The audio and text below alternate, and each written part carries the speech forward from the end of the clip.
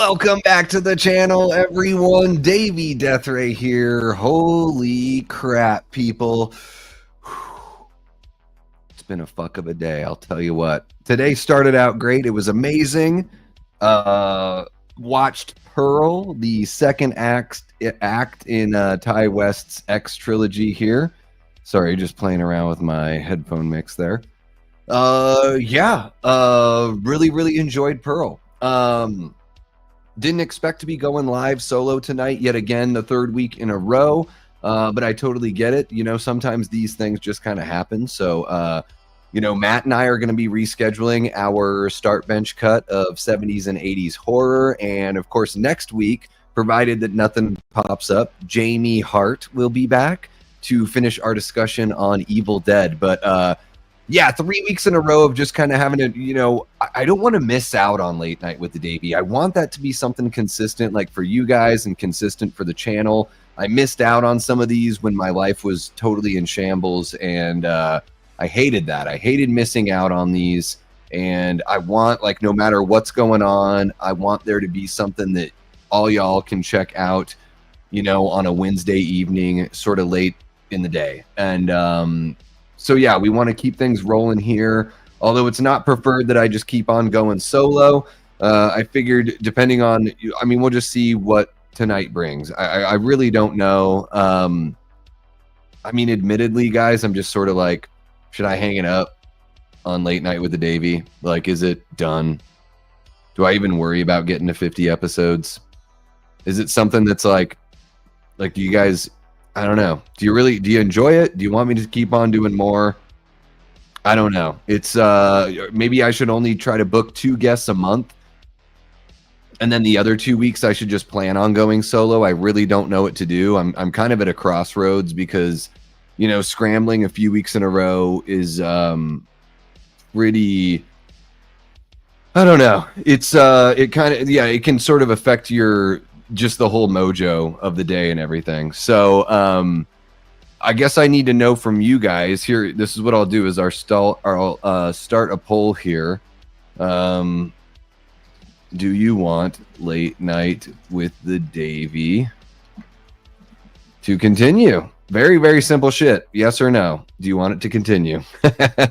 Let me know. I could just go live and turn it into something else. What I wanted to do with Late Night with the Davey is initially the idea was to, bring on people to interview and, have it be a shared space for content creators and all that kind of fun stuff. This year I've sort of morphed it into, instead of just having to be an interview every time or a topical discussion every time, having some fun with it. So let me know what you guys think. And I'll just kind of go with what you guys want. It's sort of how I lean most of the time, is just kind of how you guys are feeling. I do want to get to 50 episodes. It's a milestone I'm really excited about, but also I just want to make sure it's worth it, So if it ain't worth it, no reason in beating that dead horse. But we're gonna have fun tonight. We're gonna do, if you guys want to do just an open form start bench cut, whatever items you got. It can be music, it could be horror movies, it can be snack foods, whatever. I've got some pizza, I've got some sour punch straws. I love the blue raspberry. I've got my Waterloo orange vanilla. This shit tastes exactly like an orange cream soda. It's amazing. I've got my little slice of pepperoni there so I can have some dinner. And I've got a Voodoo Ranger IPA. This fucker is 9.5%, so wish me luck, guys. But I've just been trying to get my bearings today, I guess I should say. So I'm going to say what's up to everyone and quit bitching. And we're going to have a good time hanging out tonight. And whatever it turns into, if you guys want to end up watching... doing like a watch party or doing whatever the hell, we'll just see what you guys want to get into. But I do want to say what's up to everyone here in the chat. We got Space Hunter 83 dropping a £4.99 super chat, showing some appreciation. Have fun, guys. Thank you so much. Really appreciate you. Just going to be me tonight, but hopefully you enjoy the stream on the replay, Space Hunter. Really appreciate the interaction lately, and of course, very much appreciate the £4.99 you're dropping here. We got Paula Fitzhenry. What's happening, Paula? Chester Franklin. How are you doing, Chester? Lamontre Gillard, one of our great channel members. How are you doing, Lamontre? Great to see ya. Adrian James is in the chat. We got Gory Tiger. What's happening, Gory? And Paula, I see your start bench cut. I will hit that up here in a bit. We got Ashton Luck in the house. What's happening, Ashton? So good to see you as always. Antonis Andriotis, one of our great channel members. What's happening, Antonis? Trisha McMasters, one of our great channel members, Patreon members, and Death Squad mods. Hope you're doing well, Trisha. Look at it. How sweet. We've got the best looking community here. Look at how cute Trisha is. Let's see here. We got Dean Renner, another one of our great Patreon members and channel members. Hope you're doing well, Dean. Always a pleasure to see you here. Let's see. We got Prince, our guy from out in the Philippines. What's happening, Prince, aka the Asian Action Assassin? Oh yeah. Antonis says, bring on more guests like Wet Movie 1. You know, guys, I usually don't like call people out or anything like that. I had to unsub to Wet Movie 1. I just felt like a lot of the content was sort of like clickbaity, feel sorry for me sort of thing. I know Wet Movie 1's got a successful channel. I saw him out at H45 and all that stuff, but I don't know. I don't know. Not really my vibe. So, I mean, I like to bring on people that I can, obviously, whose content I really appreciate. I think we've got something to say, or somebody that I think is kind of up and coming, and I want to give them just a little bit of a boost, whatever boost I can give them. But yeah, with Wet Movie 1, I don't know. Hopefully I don't rub you the wrong way there, Antonis, but as I started creating content and getting more involved with this world, I did find that once I knew what it took to do this, I started backing off on some content creators that I really didn't think were either doing it the right way or giving honest, genuine content. So with Wet Movie 1, stuff got a little too personal in the content and a little too feel sorry for me. Not that I talk about my personal life a little bit here. But I don't do pre-recorded videos to like gain sympathy or anything, which I feel like he totally did. Trisha says it's not done, Davey. Life happens. We get that. I appreciate you. I am supposed to have you on. If you want to, Trisha, you did get to appear at one point. Whenever you're ready, just let me know. Let's see here. Antonis, I see your start bench cut. And then I'll hit that up here in a bit. Dean says, I suggest hitting 50 episodes and then maybe reevaluate what you want to do with Wednesday night lives once you hit 50 episodes. I mean, I love Late Night with the Davey, and I love mixing it up on here. So sometimes it could be a straight up interview. Sometimes it could be start bench cut.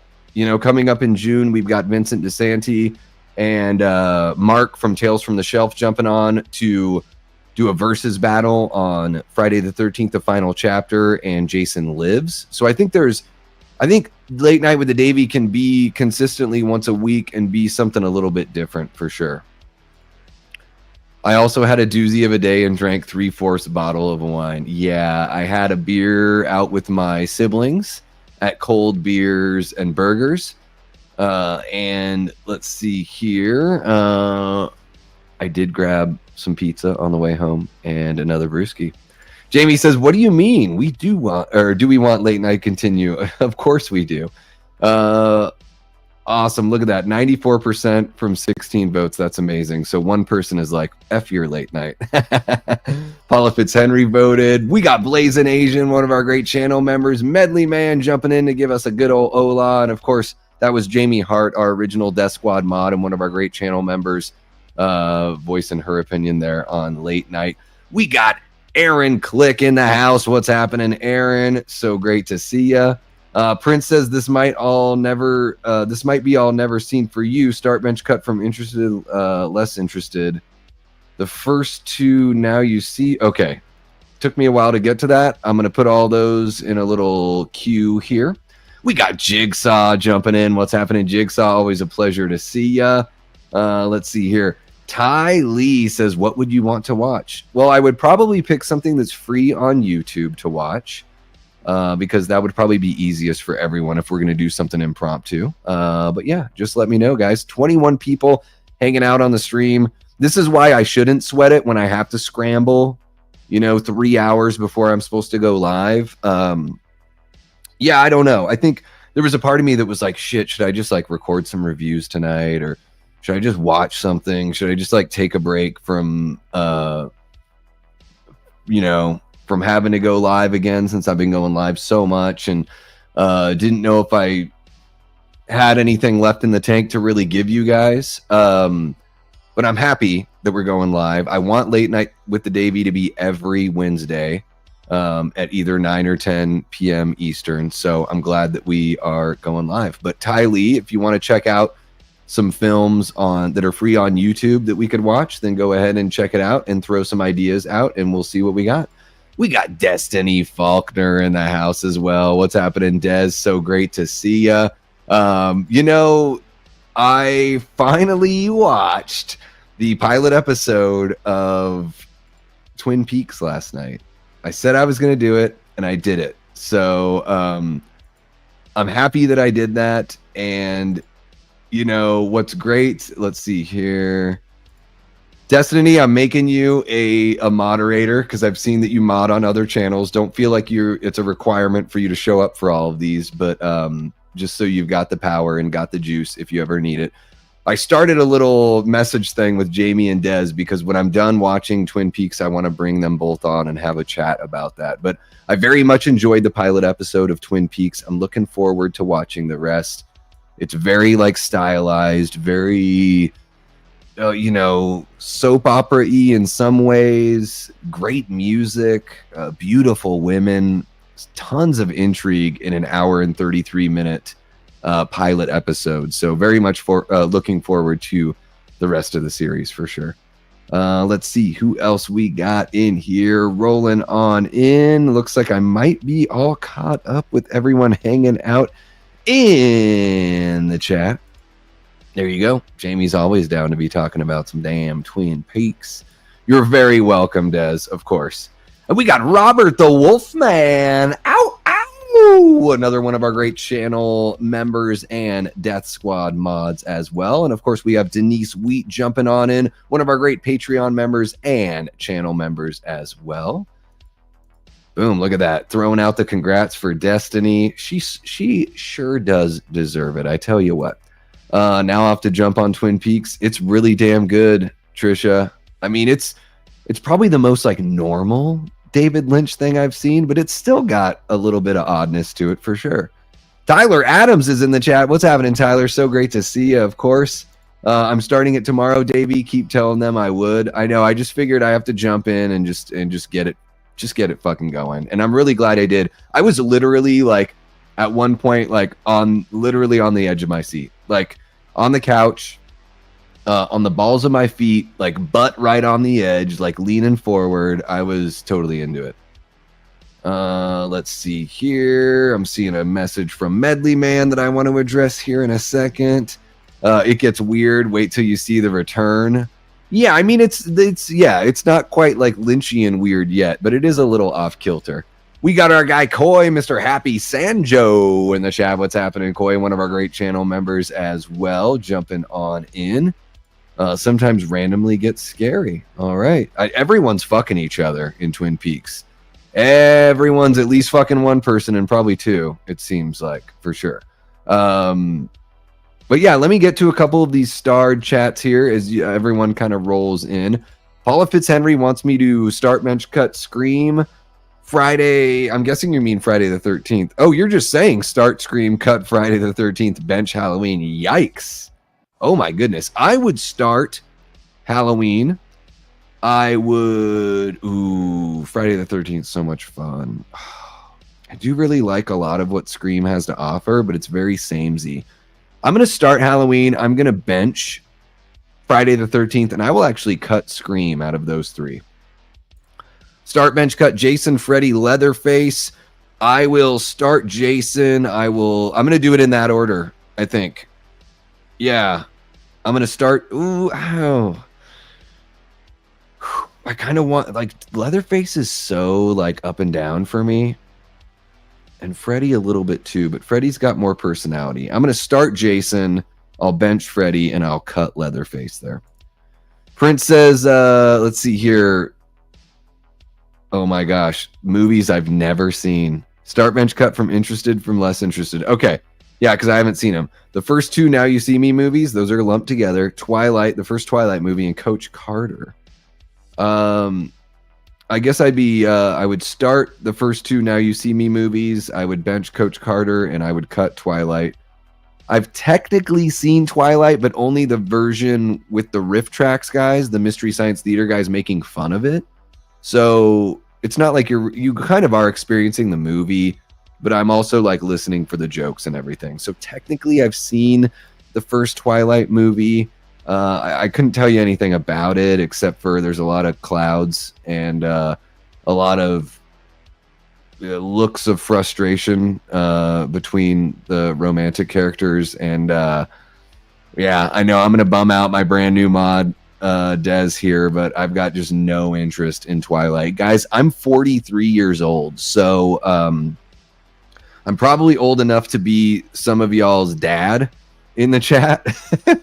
And Twilight was something that just never really interested me, and I'd be hard pressed to cultivate an interest in. Medley Man says, did you watch the first two acts of Mr. Robot season 4 episode 7? You only really need to watch the first act. Show you crazy experimental stuff they do later on to hype you. No, I have not seen that. I've been busy watching X, Pearl, Immaculate, and Twin Peaks. So Mr. Robot is probably pretty far down the list for me, I would say, Medley Man. But, maybe within the next 5 years I'll get to it. We'll see. Let's see what else we got going. Holy cow, you guys are just plowing through all the chats. Very, very, very, very active here. Episode 3 of Twin Peaks is really weird. I count on it for sure. I want some weirdness. I'll take it. Yeah, everyone is fucking someone else in Twin Peaks. They're all just all the boys are James Dean from Rebel Without a Cause. They're all kind of overacting, but good. It's still good stuff. Prince, I see your next start bench cut. Tyler says, still never seen any Twin Peaks. I have the Blu-rays of everything before the revival. I'll get around to it. There you go. Boom. Boom. Let's see what else we got. Such a good show. I've been obsessed with it since 1990. It looks, the place where they shot it in Washington looks so much like my hometown.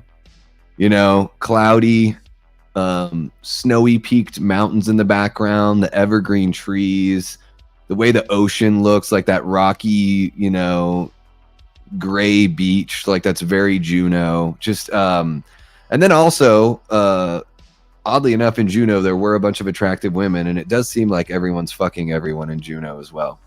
Also set in Washington as Twilight. There you go. Yeah. Davey, did you watch Cheers back in the day? A little bit. I watched Cheers a little bit. It was very popular when I was a kid. Guys, we lost George Wendt yesterday. I usually, when I think of George Wendt, Cheers pops into mind for sure. I also think of Fletch, one of my favorite movies of all time with Chevy Chase. And we lost Joe Don Baker. I think it was just last week. So we've lost a couple Fletch alumni here within the last couple weeks. Cheers is great. You do. Yeah, just put it on. Watch that first episode, Tyler. I would imagine you'll be sucked in for one reason or another. Ashton says, I watched all the Twilight movies thanks to my little sister. That's great. Only about 4 hours away from where Twin Peaks was filmed. Oh, Twilight? Yeah, in between Seattle and Leavenworth or something like that. It looks so much like Juneau. So much like Juneau. It's incredible.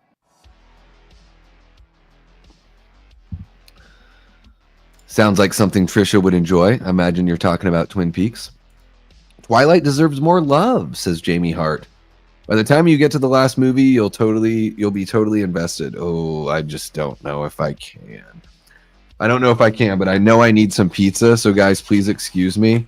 I'm going to eat my feelings now on Late Night with the Davey.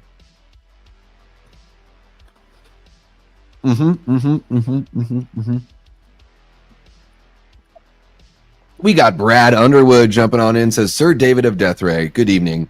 Late night pods keep me entertained on the road working, so thank you for that. There you go. That's why we go live even when we're scrambling. We have 25 votes. Wow, 12% of you don't want Late Night with the Davey to continue. Interesting. I'm like, I get it. I go live a lot. I'm curious, if you did vote no, why do you not want the show to continue? Or should I do something where I really do just try to book 2 guests a month?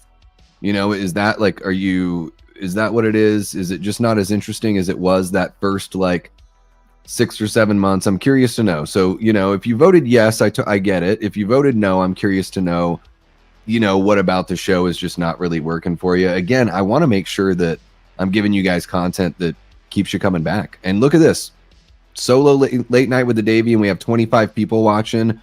The other week when Jamie had some family visit, kind of unexpectedly, and she wasn't able to go, we had a great solo edition of Late Night with the Davey. So, I want to make sure that you guys are entertained and that you're having a good time.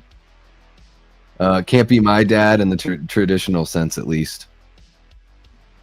Oh yeah, too close in age, I would imagine. Well, I would just say that I would imagine some of you are young enough to where, technically speaking, not that I had the game to do so, but technically speaking, you could be fathering children by like 14 or 15. And I certainly didn't have the game to be doing that.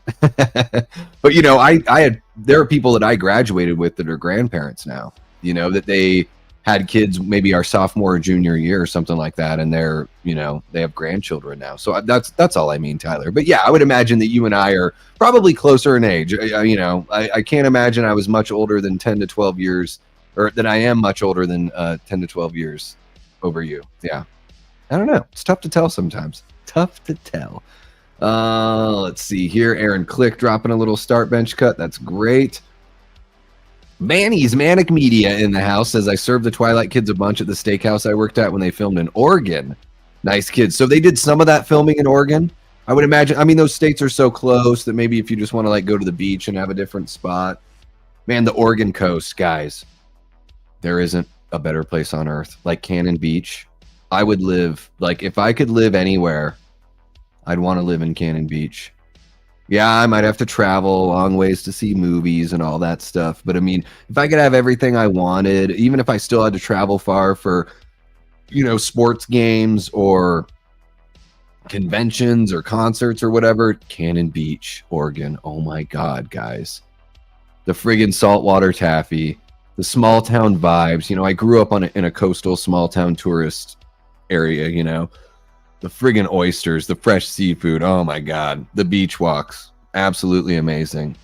And I bet there's some pretty hot moms there too. I'll take that. I'll take all the hot moms you got. That's for sure. Plenty of those in Oregon. Let's see here before I get myself demonetized.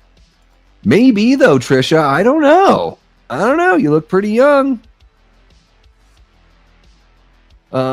Destiny says, Jamie, that's one of my favorite theater experiences. That was my Marvel movie. Which one are we talking about here? Breaking Dawn Part 2. That was your Infinity War or your Endgame. Twin Peaks is fantastic, says Robert the Wolfman. What a damn good cup of coffee. Yeah, and speaking of cups of coffee, Kyle MacLachlan, he is... I've never thought the guy was like a bad actor. I've certainly enjoyed him in plenty. Really loved him in Confess Fletch, the later Fletch movie with John Hamm in it, just from a few years ago, which is really damn good, guys. If you're either a John Hamm fan, a fan of, kind of like mystery thrillers and comedies, or both put together, Confess Fletch is really good. I'm not the biggest John Hamm fan. He was so distracting in Top Gun Maverick. For me, I feel like he's kind of a TV actor when it comes to drama stuff. I'm just like, I don't really buy your drama. But man, he really nails Fletch. Confess Fletch is great. Kyle MacLachlan's awesome in that. I've seen him in a lot of other fun stuff too. But man, He is so charming in Twin Peaks, at least so far. I've only seen the first episode, but wow. I mean, best performance I've ever seen him in, easy, for sure. Dad jokes welcome in my house. It's basically my only form of communication. There you go. I'm not a dad, but I do make dad jokes. Coy says, I watched Black Sheep for the first time the other day. I'd only seen Tommy Boy before that. Yeah, Black Sheep is a little bit of a step down, but still very funny. Not as fresh as Tommy Boy, of course. But, man, it's got some great moments. Little mud honey action in there as well. I love what's-his-face from Animal House that's in there. Gosh, I always forget actors' names when I go live. Timothy, what's his name? Let me know, chat. He's also in a Very Brady sequel, which is really good. What's that? Tim Matheson. There you go. So awesome. He was really good in Burn Notice as well. Yeah. R.I.P. George Wendt. He's my mom's age. 76, right? Damn fine cherry pie. Cherry pie, coffee, and what was the other thing he had? $6.31. Blazing Asian, I see your start bench cut. We'll get to that. Yeah, I'm right there with you, Coy. Right there with you. To be honest, I thought you meant the movie Juno, and I was lost. No. Yeah. It's you all know that I grew up in Alaska, right? I get made fun of for how much I talk about it, but it is one of those things that's like we all talk about where we grew up, and it's kind of like unique to our experience, and having grown up in Southeast Alaska, spending like 23 years of my life there, it's one of those things that just sort of, to me, I just think it's a big part of what made me who I am. Guys, if I grew up in a big city, I don't know, I might have been like a bit more of a basic bitch. I might have just like loved a lot more pop music and been more middle of the road with everything. But I really do think that because I grew up where I grew up, finding punk rock and finding horror felt really special. So I'm very thankful for my hometown, for sure. What's happening, Billy Judd? Hope you are doing well. Paula loves the Twilight movies. Oh, yeah. Team Jacob all the way. Oh, my gosh. You would dare go against Battinson? Oh, ooh, Costco pizza. We have a local place here called Basha's, and you can get a whole pie for like $10, and it's good shit. Like, it's not like, oh my God, gonna blow your mind, but it's not bullshit for $10. And they had already closed, so I got like 3 slices for like $3 because they were just the only slices sitting there. So there you go. Cheers, pizza bro. I'm currently doing the same thing. I'm so far behind in the chat, but I guess that's a good time to take another bite of this lovely pepperoni slice. Maybe 2 bites. I don't know. Guys, should I start an ASMR channel?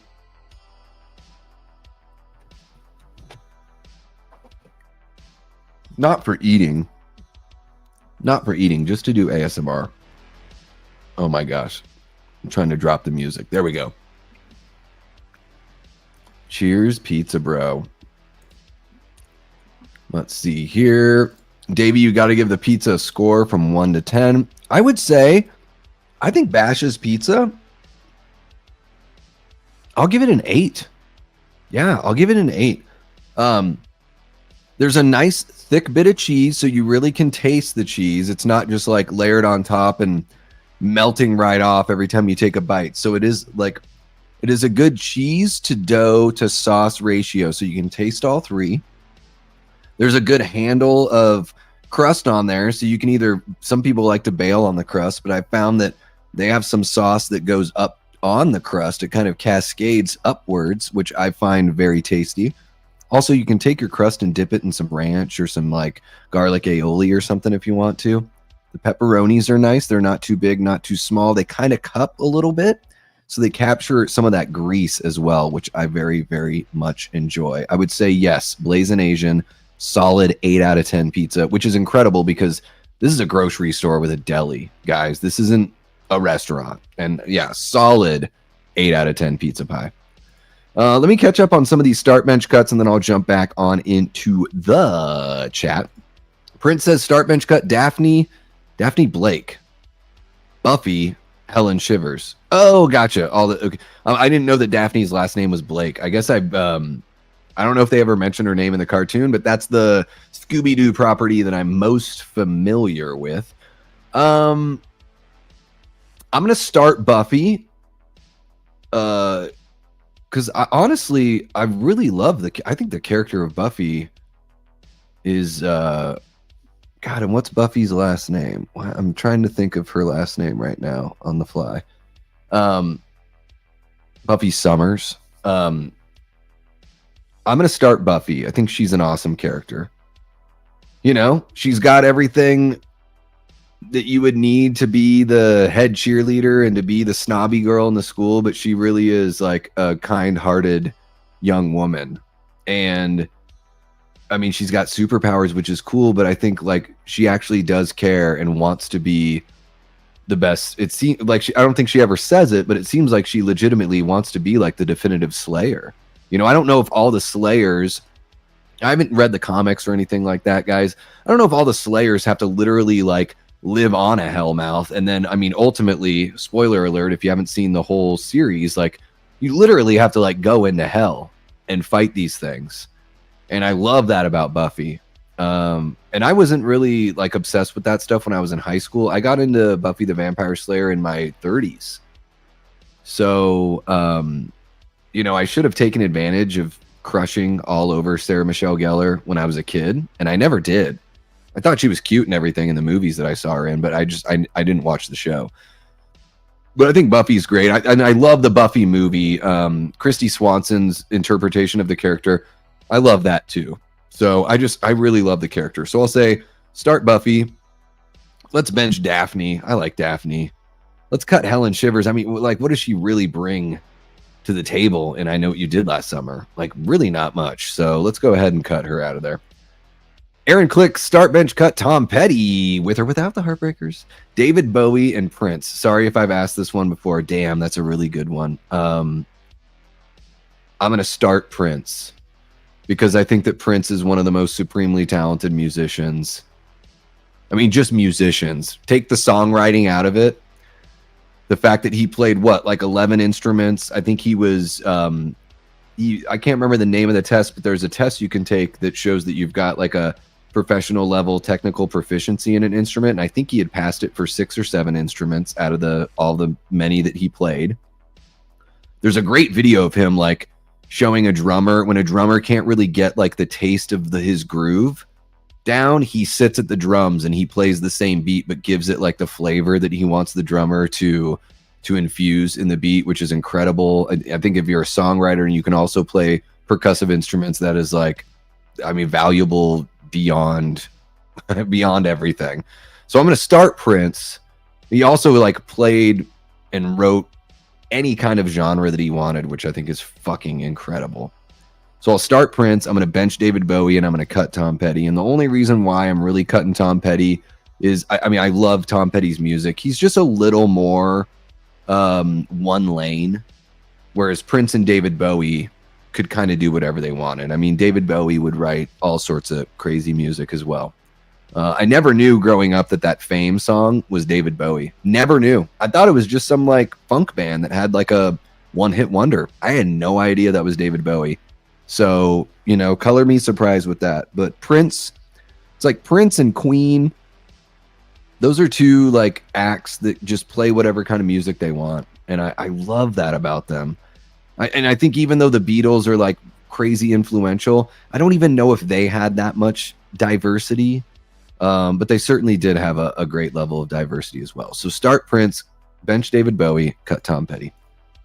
Medley Man says start bench cut The Walking Dead, Lost plugged in toaster in the bath. Never seen Lost.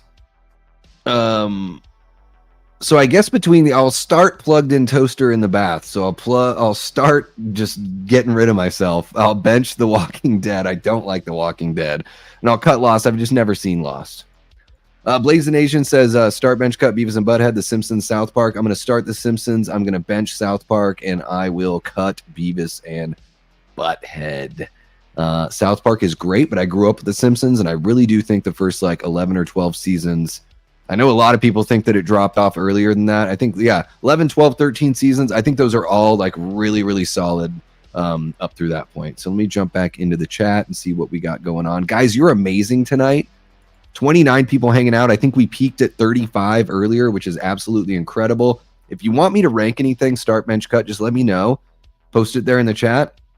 And, you know, I think we have something really unique and special here, guys. I love jumping on and just kind of letting you guys guide the ship. And I know that's sort of like the opposite of what you see a lot on YouTube. I don't know. I can't be the only person doing it. I'm not saying that I'm uniquely special in that way as far as like a live streamer or like a host goes, but I know when I jump in the chat, and hopefully you guys see this, like hopefully you see me in the chat. I see you guys in the chats all the time. I love feeling included, and not that it's just like I'm watching a TV show and only chatting with the people in the chat. I love feeling like there's a back and forth with the people or the person hosting the stream. I feel like that is one thing we can really hang our hats on here on the Davey Deathray channel, and it goes both ways. It's, you know, for me as a host, welcoming that in, something that I learned from Brett and Brad over at Good Real Hunting. You know, those guys really taught me how to show that love and pay attention to the audience. And I wanted to even, let's see if I can take it up a notch, you know? And then it's a big time kudos to you guys, because you guys are the oars, like moving the ship along, moving the little boat along in the ocean. So I love and appreciate you guys for that. I think it's awesome that I can jump on here somewhat directionless and we can still have a great time. Let's see here. Just want to make sure I can catch up. By the time you get to the last movie, that's a lot of movie to get through to finally get totally invested. With Twilight. Yeah, I can't do that. Personally, I want you to stop streaming and start again when you have the signature midlife crisis mohawk. I could do a mohawk without the midlife crisis. I mean, the midlife crisis probably already hit, Medley Man, so I hate to spoil that one for you. I could do the mohawk. With my job and everything, they only care about performance. They don't really care too much about how I look. So I could do the mohawk. I just don't know. I kind of like a little bit of the pomp that I have going on here, that little slight pompadour kind of thing. Also, you know, I'm 43 now. I don't know if the mohawk is a little too childish. I don't know. I love the mohawk, especially here in the summer. Fuck, dude, it was 103 today. And even when I got home at like 7:30, it was still probably like 90, you know? Yeah, the context is just, do you want the show to keep on going on? So 90% of 31 people, boom, there it is. There it is. I'm just going to close out that that poll there. Oh, I guess it was 35 votes. 88% say yes, they want late night to continue. 11% say no. Man, there was a question that I wanted to put here in the poll, and I can't remember now. So let me just sort of catch up. There you go. Destiny saying mom had me at 14. So see what I'm saying, guys? Technically, it doesn't take, yeah, it is possible for sure. Nothing to do with going live anymore. You put out there so you want to change. Why don't you call all of your shows Late Night with the Davey? There you go. I could do that. Oh my goodness, Dez. I gave you mod powers. Oh, and it's already a mutiny. Oh no, Destiny Faulkner already mutinying on Davey Deathray. Oh my god. I think we only have a few years between. You never know. I look a lot younger than I guess. I don't know how old you are. You know how old I am. I'm old as balls. Taylor Lautner, no, he wasn't hanging out anywhere where I was. Manzanita and Rockaway are good spots too. Oh yeah, I mean the whole Oregon coast is amazing. I think Cannon Beach, like I love Astoria, Oregon, beautiful, love it. I think Cannon Beach for me is just like, that's my comfy spot, you know. Let's go to the beach. There you go. Deleted scene from Killer Clowns explaining Debbie's fear of clowns when she was just 5 years old. There it is. Billy just dropping some Killer Clowns knowledge. Chester, I see your start bench cut. I'm going to get to that here in a moment. Yeah, he's damn handsome in that as well. Yeah. Love him in the Flintstones movie. Was he one of the bosses, I would imagine? Everyone forgets that Kyle MacLachlan was in The Doors. Did he play Ray Manzarek in The Doors? Funny and Desperate Housewives, Tales from the Crypt. Kyle was great in Showgirls. There you go. No, he's good. I'm not saying he's not good, guys. And I'd love seeing all the appreciation. Not saying he's not good. I was just like, man, he's so charming here. This character is amazing. And my brother, we're sitting there. My brother's like, who's he talking to on the tape? Like, is like Debbie just like the character that he's just like a son? I'm like, well, Debbie's probably his secretary, because probably back then in the FBI you had to like mail your tapes in. We didn't have our smartphones. So yeah. Let's see here. Antonis, I can't do these things. You can't make me do that. That's, we don't do that here. Give me items to rank where I'm not having to choose between friends and stuff like that. So keep it clean, Antonis. I'm not going to do that. I think you've tried that before. I'll let you off this time. I'm just kind of fucking with you, but yeah, I'm not going to ever rank content creators. Yeah, I'm not going to do that. What's happening, Brett? Thank you so much for jumping on in. Really appreciate you. Yeah, Gary Busey's awesome in Black Sheep. Went down a rabbit hole at Twin Peaks one week and realized how layered that show is, like the use of owls in the show and how you look up the symbolism of what it means. It's mind-blowing. Well, there certainly is tons of that going on, and I've only seen the pilot, so I'm waiting to see more of those references so it makes a little more sense. But right away with like Laura's mom, I was like, where do I know this actress from? No, I know her from some horror movie. Like scanning my head. I'm like, I had to pull out my phone and check it out. I'm like, oh my God, she's in Child's Play 2. Like she's in a whole bunch of stuff, but like, I know Laura's mom from Child's Play 2. And like so many of these actors, guys, Sherilyn Fenn. Fuck, dude. Oh, you guys know I love a bitchy girl. And she's barely in that pilot episode. I can already tell her and Laura must have been rivals, even though she tries to play sad girl like my friend just died. I'm calling it now, and don't tell me if I'm right or wrong. I'm guessing they were kind of rivals, but Sherilyn Fenn, man, those pointy eyebrows. Oh, the shoes, the outfit, the hair. Oh my God. And then it makes me think of, I don't know if you guys are pop punk or punk rock fans, but there's a band called Lagwagon. I really love Lagwagon. And they have a song where the chorus it's basically about being broken up with by a girl and how he grows a beard of shame after the breakup. And there's a line in the song where he goes, I heard it said she looks a lot like Sherilyn Fenn, and sometimes I'm mistaken for Billy Gibbons. Look like a wise man, but I'm an idiot. Anytime I think of Twin Peaks or think of Sherilyn Fenn, I think of Lagwagon. It's amazing how those threads connect in our lives. So I would imagine, like you're kind of saying here, Coy, if you've already seen it, I would imagine the show gets better on a second and third viewing, and I'm sure that Jamie and Des can attest to that. I don't know what it is, Des, but I like being called an Alaskan nerd. Thank you for that.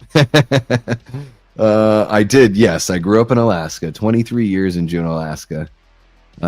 Definitely scared to fly over the ocean. Well, so Des, you could take a cruise. Do you feel better about cruise ships than you do about planes? I've flown, so I mean, my hometown, you can't drive out of, so you have to either take a boat or fly.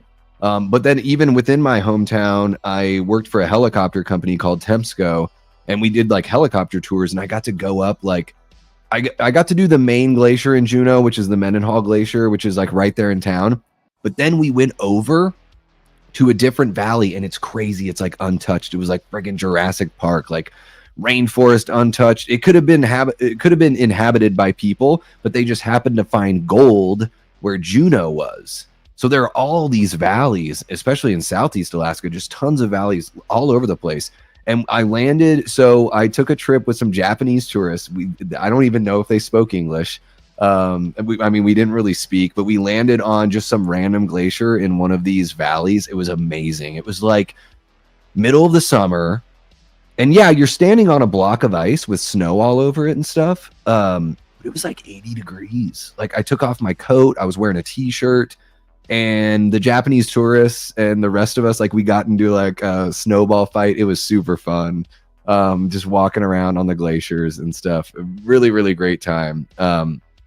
There is something so pristine about Alaska. And I do say, I do want this to be heard, because a lot of people visit Alaska when they're older.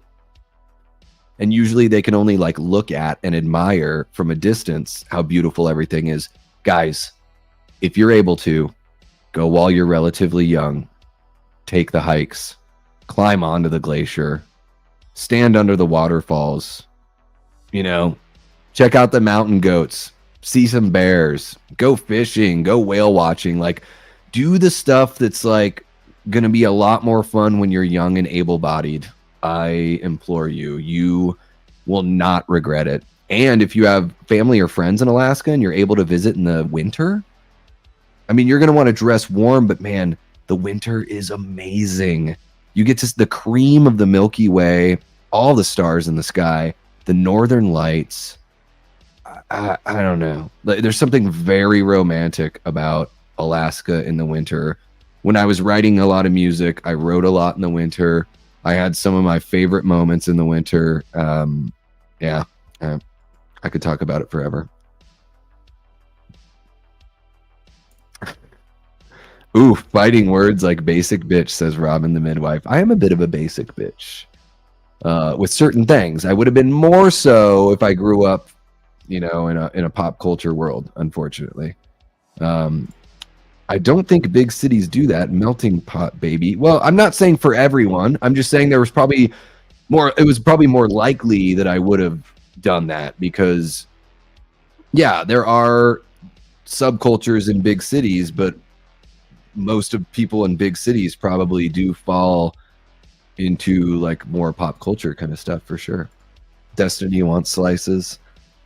All right. Have you been to that place, Slices, that's right outside of the Harkins in the Tempe Marketplace? That's one of my favorite pizza spots in the world.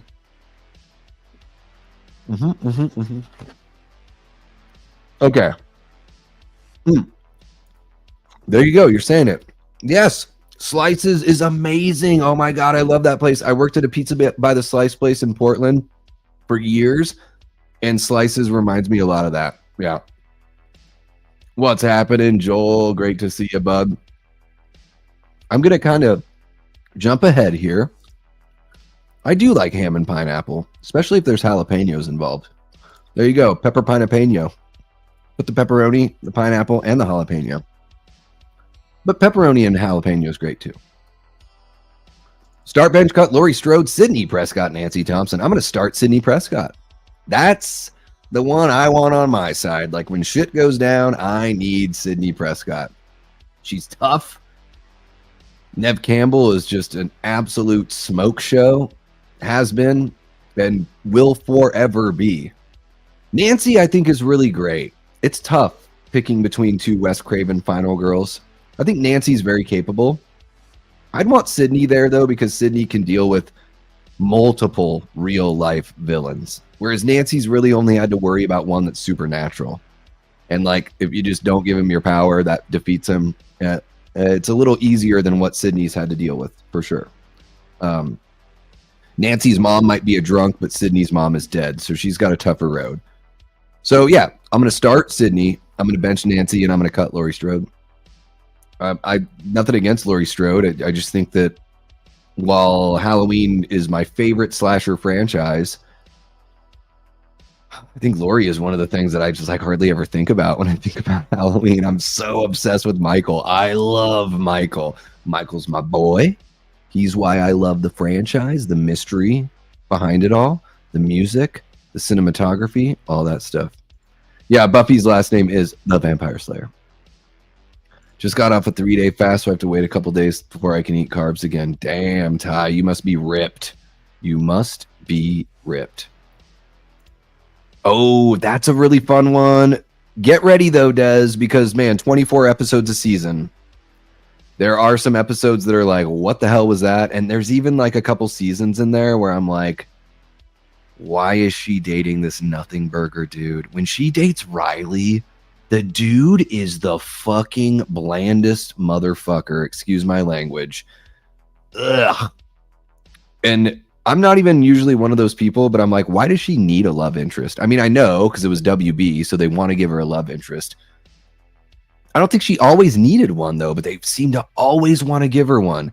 Like, Angel is there, and then they bring in Riley, and then even later on, like Spike, even Des, I'm not going to spoil anything, but even some of the stuff that Spike does, which seems like unrecoverable, they still try to do that. Yeah, I mean, yeah.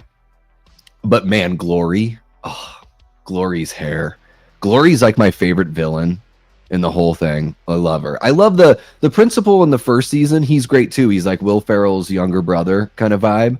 I really dig that as well. I think the first seasons are really good, like Monster of the Week with some good exposition, a great like pilot season, if you will. But man, Glory, like halfway through, love her. The Nerf Herder song does rip. Yeah, love it. Love Nerf Herder. Blazing Asian says I did enough crushing on Buffy for the both of us. Fair enough. Thank you. I've rewatched Buffy dozens of times. Should have eaten Xander. Yeah, Xander's kind of a shitbag. Yeah, I think I've seen Buffy like 2 or 3 times. Yeah, he's great in the film. Yeah, I love Paul Rubens there. Aaron would do the same with his start bench cut. There you go. Boom. Same with Jamie. All right. Oh, but it's not Facci. We got our guy Matt jumping in. But it's not, we're not doing 70s, 80s horror. So we're going to reserve that, Matt. I just wanted to open the floor for everyone if they wanted to do just random start bench cut. Yeah. Start bench cut, Elton John, Meatloaf, Starship, and Ozzy Osbourne. But I can't do 4 things, Billy. I can only do 3. I can only do 3, so I'll do the first 3 that you mentioned. I'm gonna start Meatloaf. I'm gonna bench Elton John. I'm gonna cut Starship. And let me jump here. Start bench cut Springsteen, Rod Stewart, Rick Astley. I guess I'll start Rod Stewart. I'll bench Bruce Springsteen. I'll cut Rick Astley. I've never really been a Springsteen fan. Like he's okay. I've just never really loved him too much, you know. Star bench cut Green Day, Offspring, Blink 182. I'm gonna start Green Day. Love their first like 4 or 5 records. 39 Smooth, Kerplunk, Dookie, Insomniac, Nimrod. I even think Warning's really good too. So I'm gonna start Green Day. I'm gonna bench Blink 182. And I'm gonna cut Offspring because fuck those guys. They fired Pete Parada because he has Guillain-Barré syndrome. He wasn't able to, his doctor recommended he not take the vaccine during COVID. Hopefully this doesn't get me shadow banned. But he has Guillain-Barré syndrome. It makes you more susceptible to vaccines in general and to taking those like shell, you know, because a vaccine is the shell of the virus. So what it's supposed to do is give your body like, sometimes viruses can get you full on get you sick. Sometimes they just kind of get you sick. And sometimes they just give you that shell. Sometimes just gives you everything you need to fight, you know, your immune system, everything it needs to fight. So this is an argument against like vaccines in general, but some people have actual conditions where it could be very dangerous for them to take any vaccine. So Pete Parada, the drummer, he was drumming in Offspring. He started out with Face to Face. He drummed in Saves the Day. He's drummed on a whole bunch of great records. The dude is an amazing drummer. And he was in the Offspring. And because he couldn't take the vaccine during the pandemic, the manager got a hold of him and essentially fired him. The guys never spoke to him. None of the guys from the band ever had a conversation with him or talked to him about it. He was like heartbroken. Like their wives were friends, their kids were friends with each other, and he's never spoken to them since that happened. So fuck The Offspring. And what's really even more shocking is Dexter Holland from The Offspring is a fucking molecular biologist. The guy has a PhD in molecular biology. So he should him more than anyone else. I mean, clearly this was just a business decision. I don't want to get too far off the rails or anything. And really, I mean, I'm only talking about this specific instance because it's so particular, you know, given Pete's condition, that you would think a guy like Dexter Holland, who's a molecular biologist, would understand why someone with Guillain-Barré syndrome didn't feel comfortable taking a vaccine that, let's be honest, guys, experimental. Like, it's going to be another like 15 years before we really know about complications and about everything, before we really have enough data. So fuck The Offspring. I won't not even cut The Offspring, like send them in a rocket straight to the sun with all of the nuclear bombs like Superman did in Superman for the Quest for Peace. Whatever nights were my favorite streams. There you go. You get plenty of that. Chill sessions. Yeah. Aaron says, I love it, Davey. No other YouTuber that I subscribe to devotes so much attention to the audience. It's so much more interactive. It's rewarding, right? Isn't there something like nice about feeling like you're actually participating? And it's like we really are hanging out, getting to know each other. Let me see if I can make myself look not so ghastly. Oh, look at that. Look at how ghastly I look. I look ghastly and greasy. I swear I'm not that greasy. Well, maybe I am. I don't know. I am eating pepperoni pizza, but I wipe my forehead. I'm still looking as greasy as ever.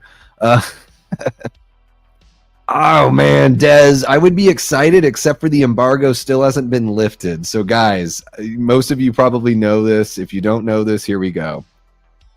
When people are confident about how good their movie is, they lift the embargo very early. For example, Bring Her Back, the new Filippo Brothers movie. That movie doesn't come out until the 30th, guys. And Cecil and I saw it last week, Thursday night. So what, that was Thursday the 15th. And the movie comes out on the 30th. So I think I gave Bring Her Back like 3 out of 5. For those of you who haven't heard my thoughts on that one yet, I really enjoyed Talk to Me. Bring Her Back is a beautifully shot film, great sound design, amazing acting, really great effects. Ultimately, I just didn't get as much story and as much meat on the bone as I wanted to get to really care a little bit more. I cared more in Talk to Me, for sure. But I do appreciate and understand, like, the film, it's still a good film. And I think that a lot of people are really going to love that one and probably prefer it to Talk to Me. Again, I think it's important that we can talk about movies with nuance and put things in relative terms. And you can like something and not be like over the moon. And maybe that doesn't get as many clicks, but guys, I'm always going to be the person that's a little more, I try to take that step back and be more even keeled. I don't want people to get too excited for me trashing something or too excited for me lauding something. But if I really love it, you're going to know. But, you know, Bring Her Back, them doing press screenings on the 15th and lifting the embargo the next morning. So 2 weeks before the film comes out, that shows that A24 is very confident with how people feel about Bring Her Back. Fear Street, I mean, if you saw Hit the Bricks live yesterday, Lee still wasn't able to say what he thought about the film or release his review. Now, they may have lifted that embargo as of today, but guys, that's just 2 days before the movie comes out. So it makes me feel like Fear Street, Prom Queen, I think is what it's called. Like, it makes me feel like it's not going to be very good, unfortunately. I haven't seen any of the Fear Street movies. So let me know which one's the best one, which one I should check out. I'm in the era of watching movies that I've missed, guys. So I watched X the other day, watched Pearl today. I watched Immaculate the other night, and now I'm jumping into Twin Peaks. And I really enjoyed Pearl a whole hell of a lot. Very much enjoyed it. A lot more than X. A lot more than X. X is, to me, might be just kind of forgettable once all is said and done. But Pearl was very stuck out in a really good way. Let's see here. What do we got? Davey, what are your top 5 horror movies of the last 10 to 20 years? That are more of the moody, atmospheric vein. The Ritual. I really liked that Ritual movie from, what was it, 2017 or 2018. That's pretty moody. I think The House of the Devil is very moody as well. Those Ty West movies, The Innkeepers, that's pretty moody. Or, atmospheric. Trying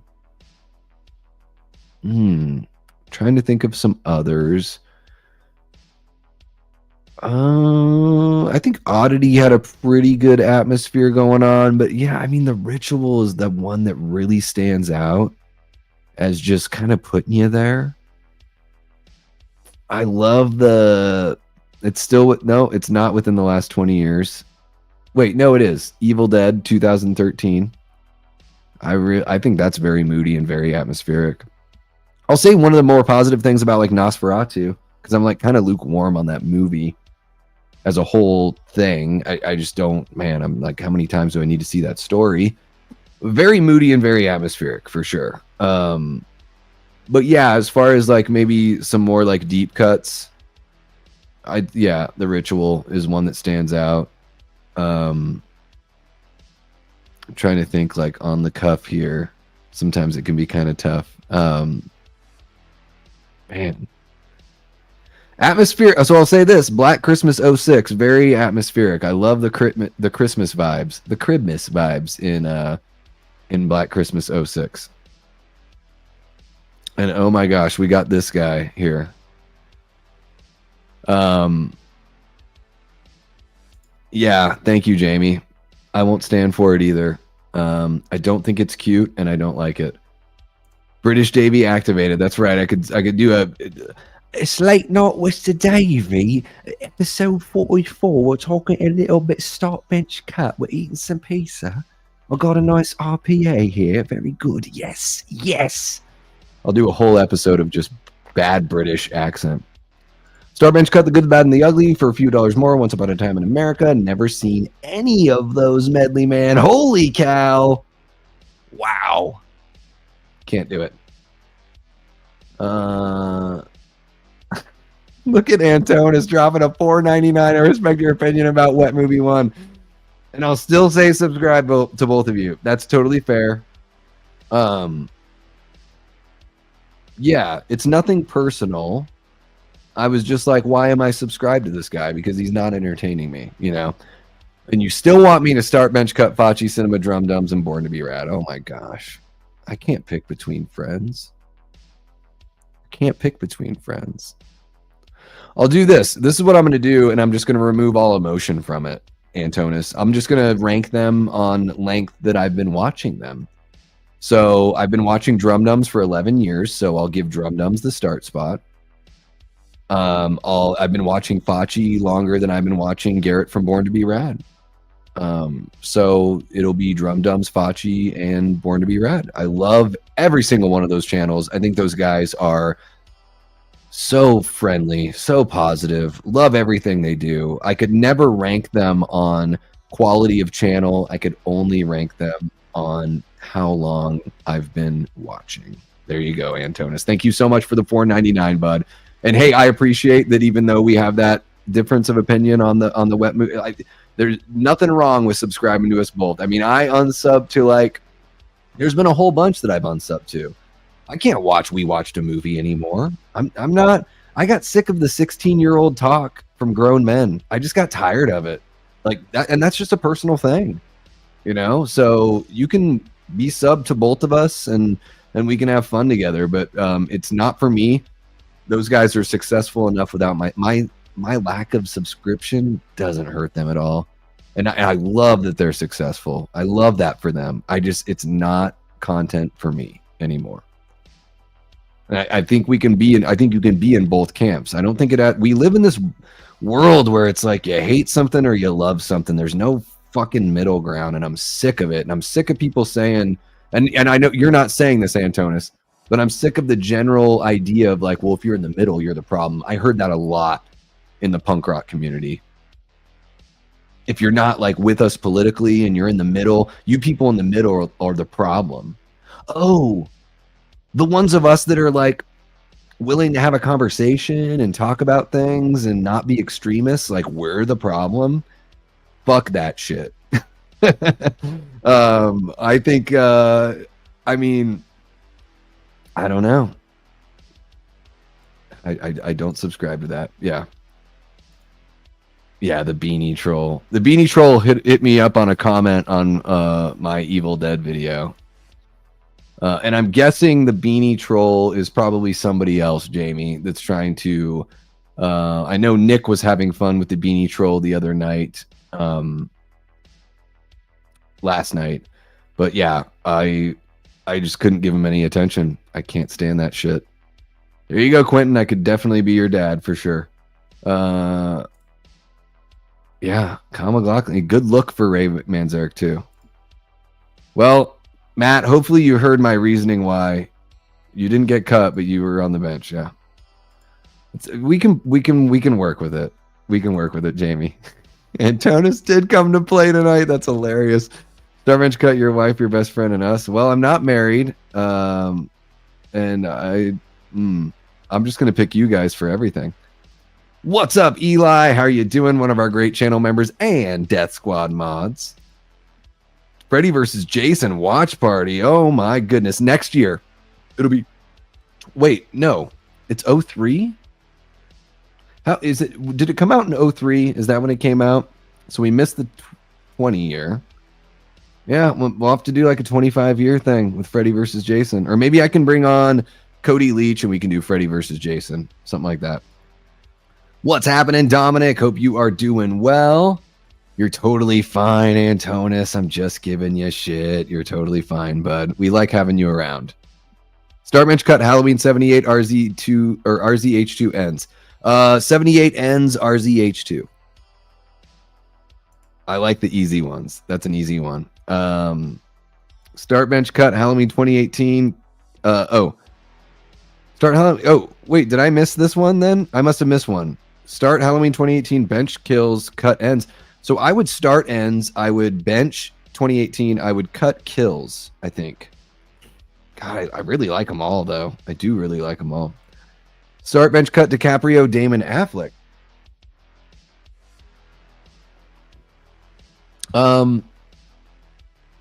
Probably Affleck, DiCaprio, Damon. Yeah, start Ben Affleck, bench DiCaprio, cut Matt Damon. Never seen Matt Damon in something where I really loved him, you know? I don't know what it is. Start bench cut kills in Child's Play franchise, kills in Halloween franchise, kills in Friday the 13th. I'll start Friday the 13th, I'll bench Halloween, and I'll cut Child's Play. Yeah, there you go.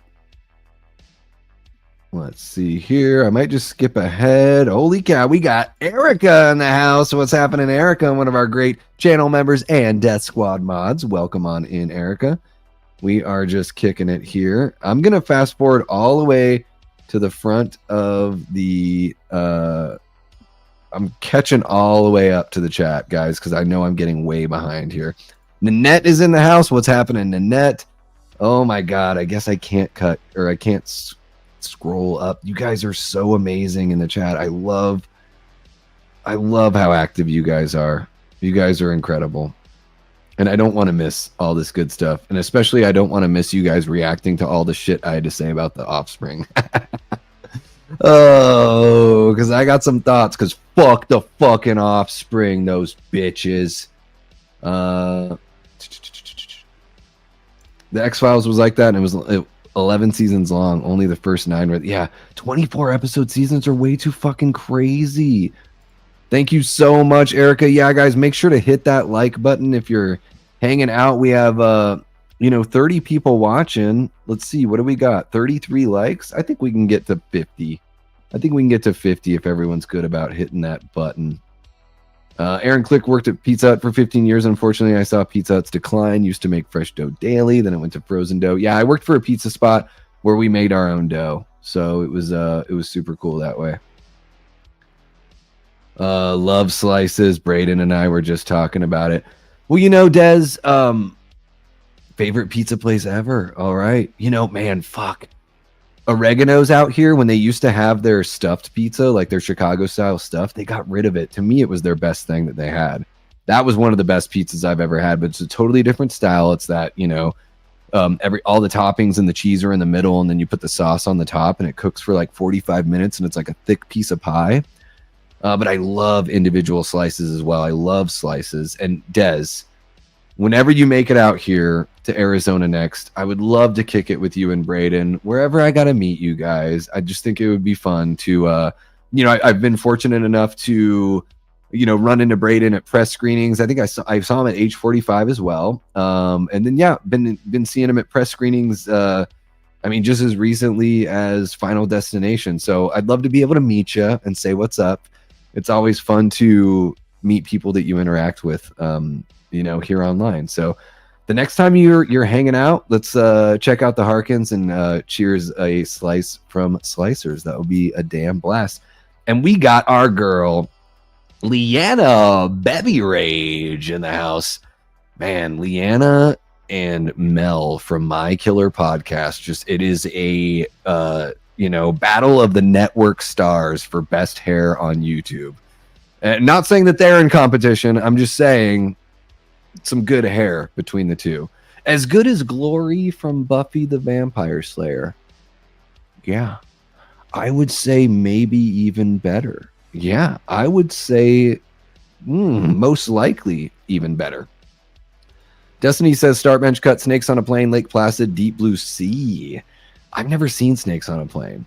Wild, I know. I would start Deep Blue Sea. I'm going to bench Lake Placid, and I'm just cutting Snakes on a Plane because I've never seen it. But I have a lot of fun with Deep Blue Sea. Oh, you can't cut Green Day. The first 4 albums enough.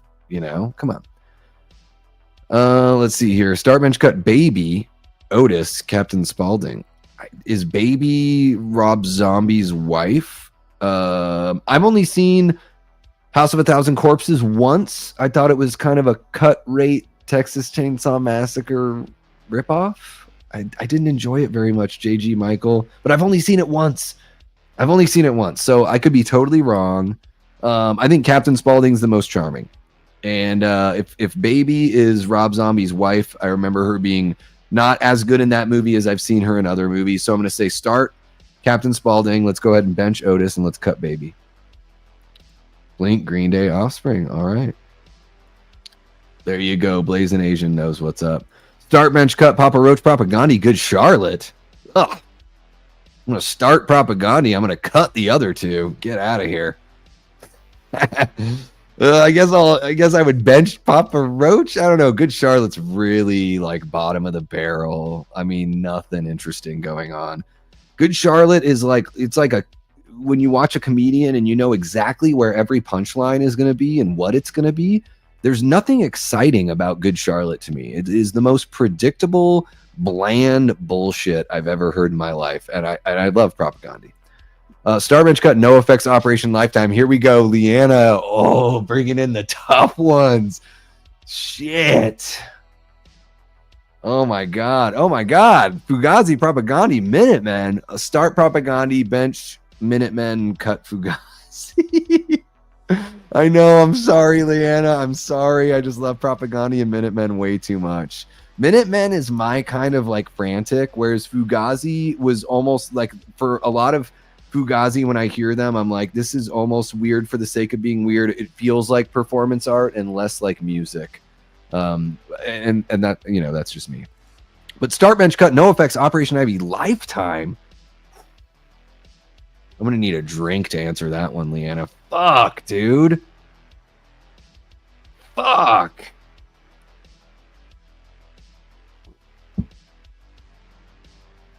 I mean, Lifetime's one of my favorite bands. No Effects is one of my favorite bands. Operation Ivy is one of my favorite bands.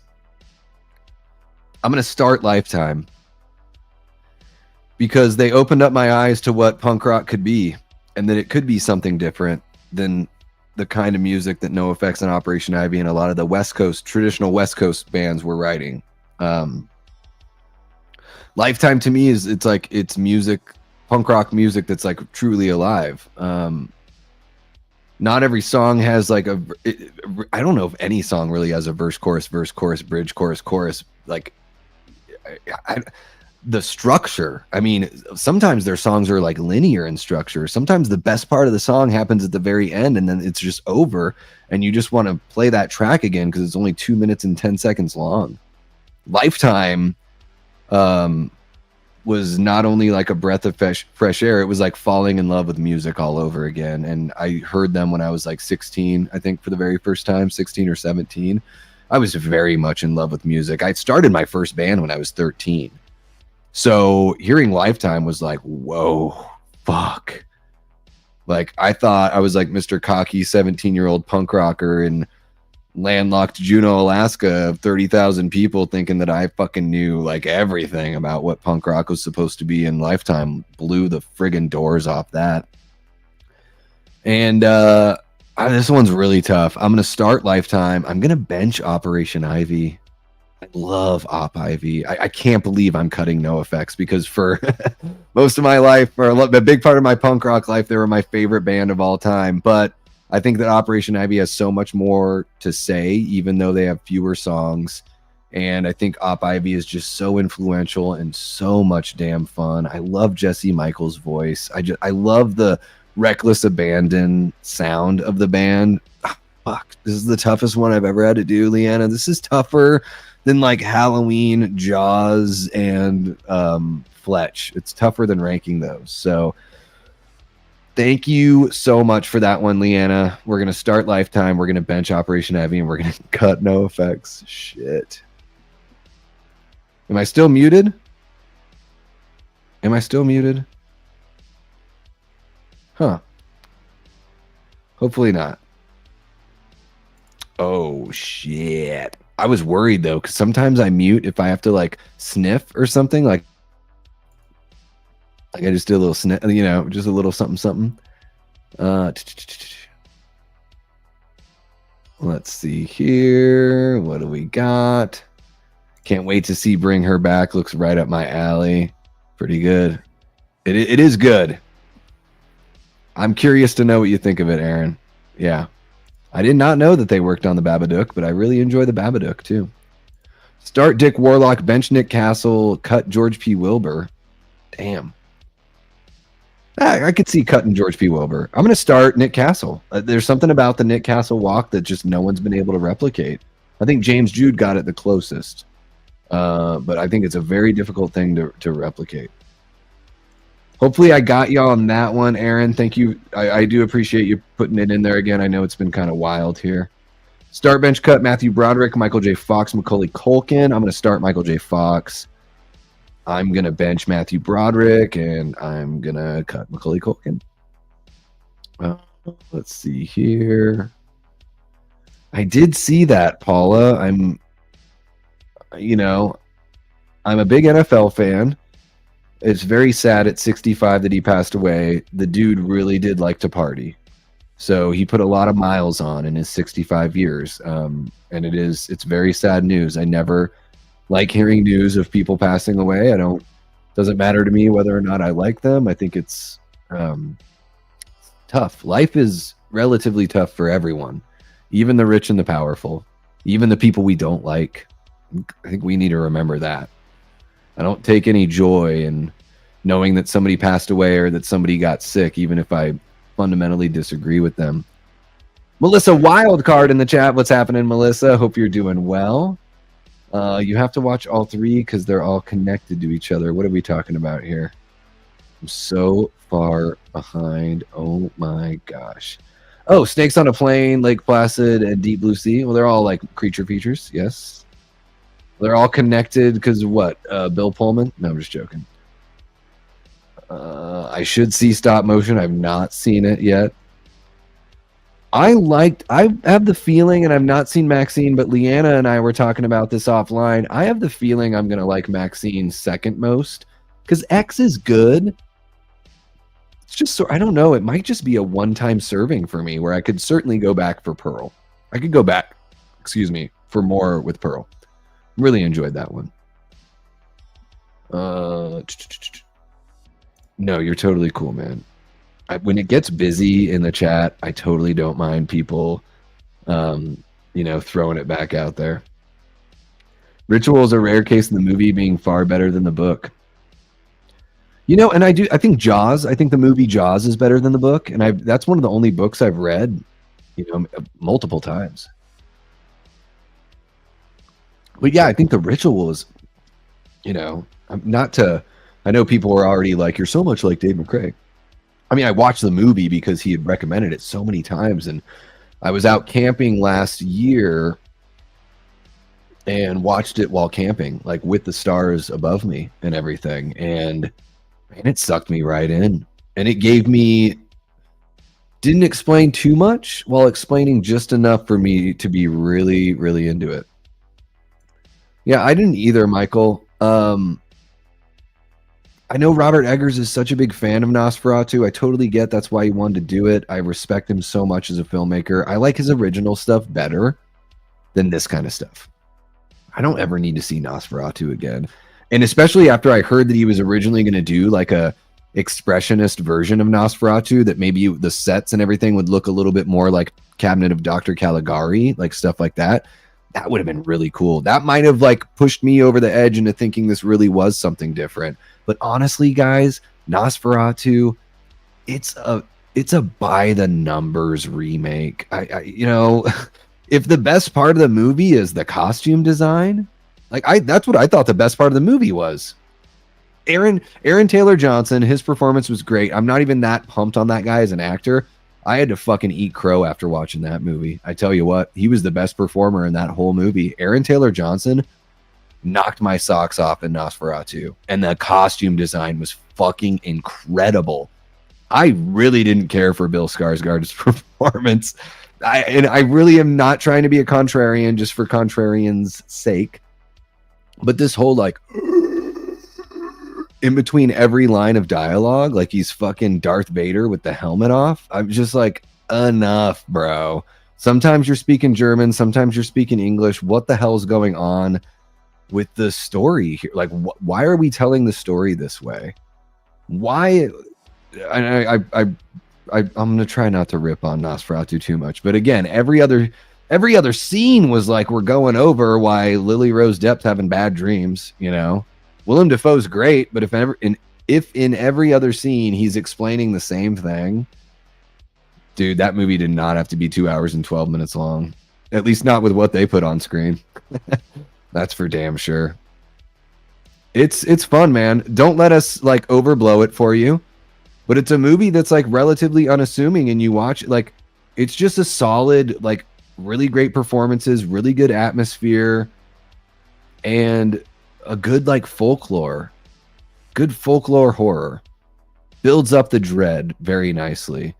And when they ultimately get to like the apex or the climax, I was actually kind of surprised with how much they gave us. I thought it was going to be more understated, but I was pleasantly surprised with where it went. And it didn't seem like, oh, like, you know, sometimes when a movie finally shows you what they've got to show you, whatever it is, you're either underwhelmed or you don't think it like looks as good or is what you thought it was going to be. I think The Ritual does a really good job, at least in my experience, having only seen it once. I really enjoyed it. Thank you so much. Really appreciate that, Erica. Erica's, guys, she's amazing. She's over on Killjoy Jake's channel as a mod.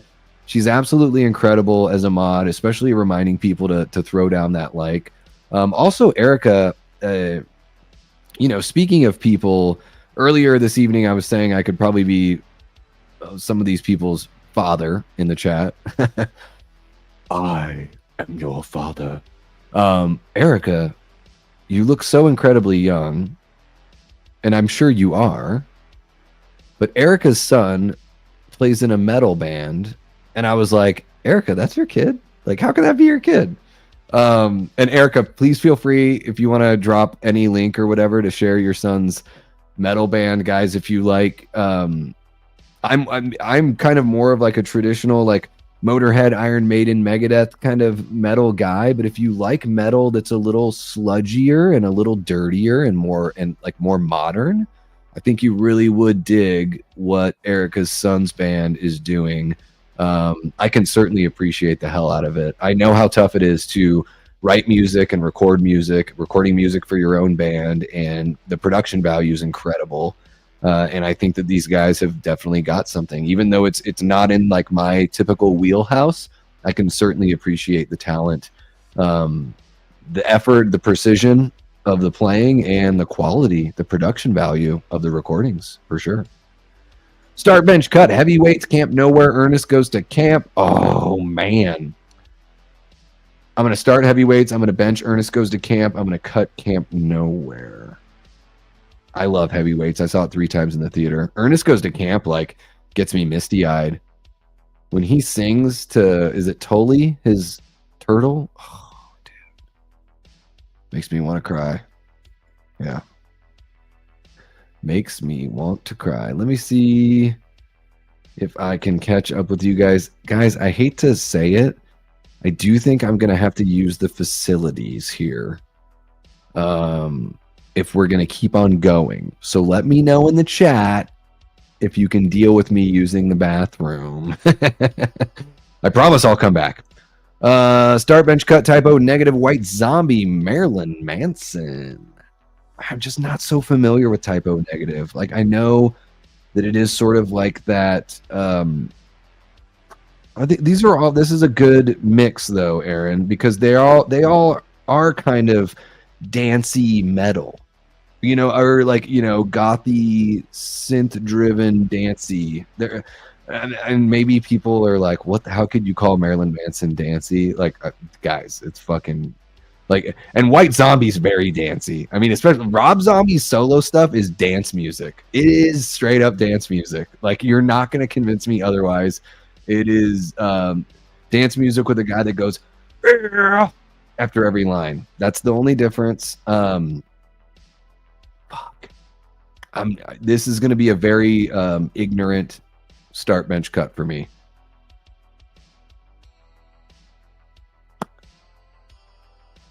And you know what? I'm just going to lean in with ignorance. I'm going to start typo negative because I know they've got a little more artsy going on. I'm going to start typo negative.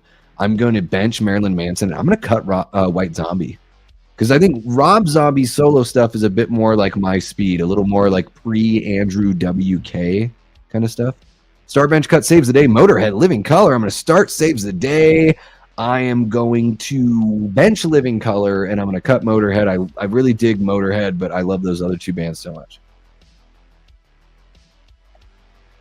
And Jamie's pumped because she's actually heard of those bands. Well, Jamie, you should check out Lifetime, Operation Ivy, and NoFX. I mean, NoFX is like, they're pretty big. Like, NoFX is one of the bands that even if you don't listen to punk rock, I'm pretty sure like most people know NoFX. When I have gotten in those conversations though, where they're like, "Oh, punk rock, where they can't play their instruments," and I was like, "Well, have you ever heard of NoFX?" And they're like, "No." You ever heard of the Descendants? No. Oh, so you don't know what the fuck you're talking about? Like, then what punk rock bands are you talking about that don't know how to play their instruments? You never heard the Descendants or NoFX? 2 of the most technically proficient punk rock bands? Fuck. Even listen to the Sex Pistols. The solos are ripping. On Nevermind the Bollocks, here's the Sex Pistols. The solos are fucking ripping. So what are you listening to? Like, you heard like Blitzkrieg Bop and you think that punk rockers can't play their instruments? Get the fuck out of here. Like, you don't even know what you're talking about. We got Mr. Gavin Mud Nelson in the chat. What's happening? Hey guys, Gav had suggested Tales from the Crypt Demon Night for Brett Man over at Good Real Hunting to review on his Letterboxd for his first time watch series. Great taste, Gav. I think Gavin's got amazing taste in horror. Demon Night is a gem, bud. And wouldn't have watched Intruder without you. So thank you so much and welcome on into the chat. I know I'm very far behind. Star Bench Cut, Brain Dead / Dead Alive, Meet the People's Bad Taste. I'm going to start Dead Alive because it's my second favorite zombie film of all time. I think Dead Alive is absolutely incredible. And I'm going to do it in the order you have it here, Manny. I'm going to start Dead Alive. I'm going to bench Meet the Feebles. It's very charming and gross. And I'm going to cut Bad Taste. Like, I get what he's doing in Bad Taste. It was like his Evil Dead, essentially. His first movie. I just think it doesn't land as much as the other ones. That's all. And let me fast forward here. Miss the Plasmatics. I don't know if I've ever heard the Plasmatics. Well, I figured you have heard of them, Jamie. I was just saying oh my gosh, Davey keeps insulting my taste. No, I did not do that, Jamie. I did not do that. I'm not saying that you haven't. I'm saying that some people haven't. And I figured that you had. That's what I thought I said. If I didn't say that, then I'm sorry. I haven't had dinner yet, and this is a 9.5% beer. So I'm sorry. But I figure most people have heard No Effects. They seem to be relatively popular. Thank you for that. Really appreciate you. I do need to use the facilities. Super Titanic Bros, welcome on into the chat. You're kicking it with the Death Squad. Everyone makes Super Titanic Bros feel welcome. Says, hey, Davey, I know it isn't a horror movie, but I'd love to hear your thoughts on Titanic 1997 because it's my favorite movie. Well, I saw that one in the theater. I went with my high school girlfriend at the time. Shout out to Stephanie Zahaski. Zahaski with a Y. Dude, 36D boobs in freshman year. What the fuck? That's fucking crazy. Anyways, that's not the point of the story. I think Titanic's fine. Yeah, I mean, I would give it a 3 out of 5. Love Billy Zane. Great villain. Awesome villain. Speaking of Demon Knight, speaking of Tales from the Crypt Demon Knight. And I think other than that, it's just like, it's fine. It's, I think James Cameron makes really good pictures, even when the subject matter doesn't strike me as compelling. I would say, like, no matter what, he does a really great job at making a film. And yeah, I think Titanic is solid. It totally makes sense that it's a Best Picture winner. Some movies don't age as well as Best Picture winners. I'd say Titanic ages pretty well. I'd say a movie like American Beauty, like that movie won Best Picture. It's like really up its own ass. Shakespeare in Love. How the hell did that win Best Picture? Like sometimes you look back and you're like, what the fuck happened here with these Best Picture winners? But I think Titanic makes sense. I don't recall anything that came out in 97 that would be better as far as Best Picture. Whereas like in 1975, like One Flew Over the Cuckoo's Nest won Best Picture. I think Jaws is easily a better movie than Cuckoo's Nest. But Cuckoo's Nest is great. It's got really good performances. It's a really good movie. I just think Jaws is so far superior. And movies like Citizen Kane didn't even win Best Picture. But I think Titanic is solid. And yeah, guys, if you're cool with it, I do need to use the facilities, so I hope you're okay. What's happening, Chris? Great to see you, bud. I saw Titanic in the theater, and I got myself a handful of boob. I did not cry. Maybe tears of joy. It made my high school girlfriend very randy. But yeah, I will be right back, guys. Please excuse me. Enjoy the background. Hopefully I don't have anything too embarrassing back there. No, it's just a TV. I guess I could do let's see, I could do that. Oh my gosh, Davey Deathray is gonna use the facilities. I'll be right back, guys.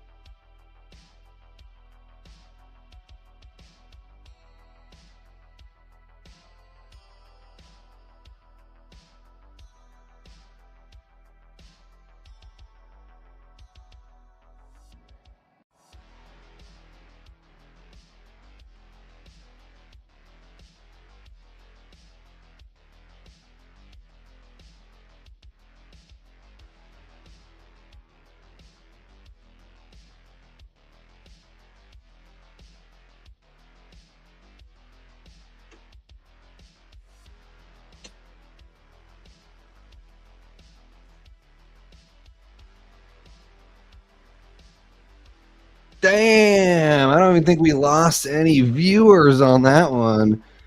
Oh, wow. There are very few feelings that are better than an empty bladder. Paying with exact change, pretty good. Other things that I'll just leave to the adults. Yeah. 24 people kicking it on a solo late night with the Davey. Guys, we're about an hour and a half in. If you have any start bench cut that you want me to throw my thoughts on, that's cool. If you guys want to switch gears and do something else, you could also let me know as well. I do want to mention here, I need to put the stream back up, but for all you channel members, we're going to do 1980s horror movie trivia on Friday at 7 p.m. Eastern. So it's going to be late night for the UK folks, and it's going to be, you know, late afternoon for me here out in AZ. But I hope you guys participate in that, because there's a $30 gift card as a prize. So if you're not a member yet, but you want to take part in trivia because you know you're going to crush 80s trivia, just 99 cents a month gets you a membership. That's all it takes, guys. I don't gatekeep the trivia. So think about doing that. I should have said this at the beginning of the stream, and I know Erica has probably said it a couple times, but guys, make sure you click that like button. It really does help. If we can get up to 50 likes and we can get some more new people in here, we're 38, so we're 12 away. So we need some more people jumping in on the craziness here. And also, we have some really fun stuff coming up here on the channel. On Friday night, so I'm going to do 7 p.m. members only trivia Friday, 7 p.m. Eastern. And then at 8:30 p.m. Eastern, I'm gonna be appearing on the channel Fans of Something for a poorly explained movies game show. It's an actual card game, and I'm gonna be appearing on that channel as part of the panel. Guys, I watched their first episode. I think I got like 90% of those. So jump on, like, check out. I'm gonna bring it up. I'm gonna share I'm going to do the work. I'm going to do the mod work here. Not that I'm expecting my mods read my thoughts, but guys, holy shit, give it up for the friggin' mods in here. We got Jamie Hart, Chris from Movie Misfits Video. We've got Erica in here, Eli Cortez, Trisha McMasters, Destiny Faulkner, the brand new mod. I'm not sure if she's still in here, but we have the best mods on YouTube. You guys are absolutely amazing.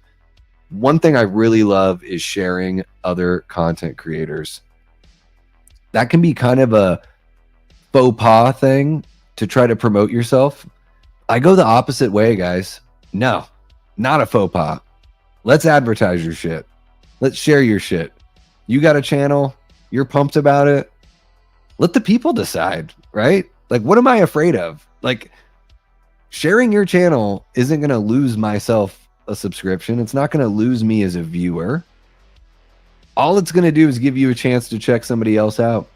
I don't know why channels get weird about that shit. I get it if you're just spamming or you haven't earned it or you're not hanging out, but oh my god, I think there is way too much gatekeeping on that shit on YouTube, unfortunately.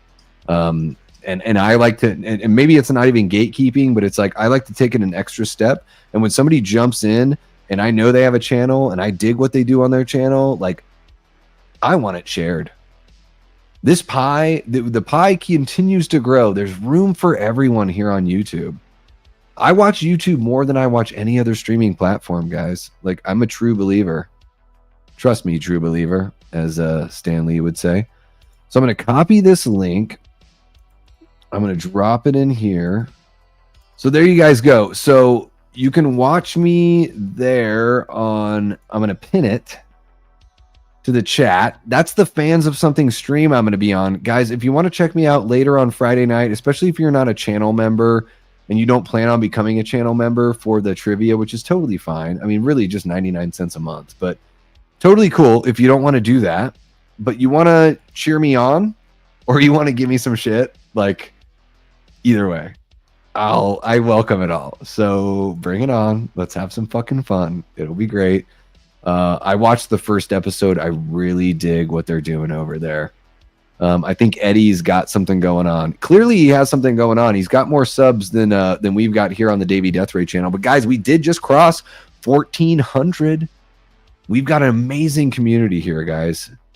Comment if you're watching after the fact. Share the channel with somebody who you think would dig this. And fuck, man, if you're on your socials and you just want to like spread that word, do that too. No big deal. No requirement. But we want this community to grow. I know I want this community to grow. I love hanging out with you guys.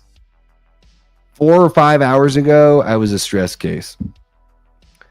Because I was like, man, 3 weeks in a row, just trying to figure out what to do with Late Night with the Davey. And like, and every week it's been totally legitimate. Like, you know, Jamie's going to be on next week. We're going to talk about Evil Dead. But there were a couple weeks where it didn't work for her for very legitimate reasons. And Matt wasn't able to make it tonight. I totally understand. But at the same time, I'm like, oh man, I gotta go like live solo again. Like, I'm just like, what do I have to give these people? You know, like I feel like it's not like I don't worry about like, I worry more about like, are you guys gonna have fun? That's all, you know. And so this to me though, we're floating around like 30 people watching the stream. Like this makes me feel like you guys are in it to win it. And if you're digging the vibe over here, then share it with your people, and we'll continue to grow. Let's see here. I'm just gonna catch up on some people. There you go, dude. Gav, your shit's good, man. Gavin's got the good recommends for sure. Let's see what else we got going on. Jamie talking about Titanic. I love it. I'm going to sort of catch up here. Start Wicked, bench Mean Girls, the musical, and cut Joseph. Whoa! Cut Joseph, the Technicolor Dreamcoat. No. Joseph and the Technicolor Dreamcoat is one of the best musicals of all time. Paula, you can't do that. Oh my God, I love Joseph. Jacob and Sons. Come on, you can't do that. Little Shop of Horrors. That's my favorite. What if I gave you guys something to start bench cut? Would that be kind of fun? As I eat pizza? Would that be fun? I'll give you guys something to start bench cut.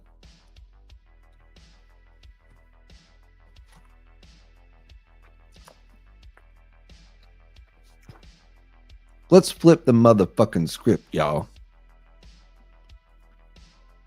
Yeah, Men in Black isn't winning Best Picture over Titanic. Sorry. No. Super Titanic Bros, you're cool being into Titanic. 97 was probably an easy year, right? Yeah. Let's see here. Start bench cut horror movies, sad movies, comedy movies. Well, I'm going to start. Ooh. Sad movies are getting cut.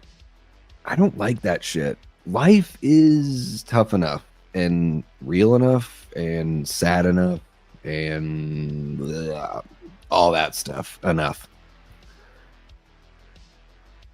I'm going to rank them, Antonis, the way that I experienced and fell in love with them as a child. I'll do start comedy, bench horror, cut sad.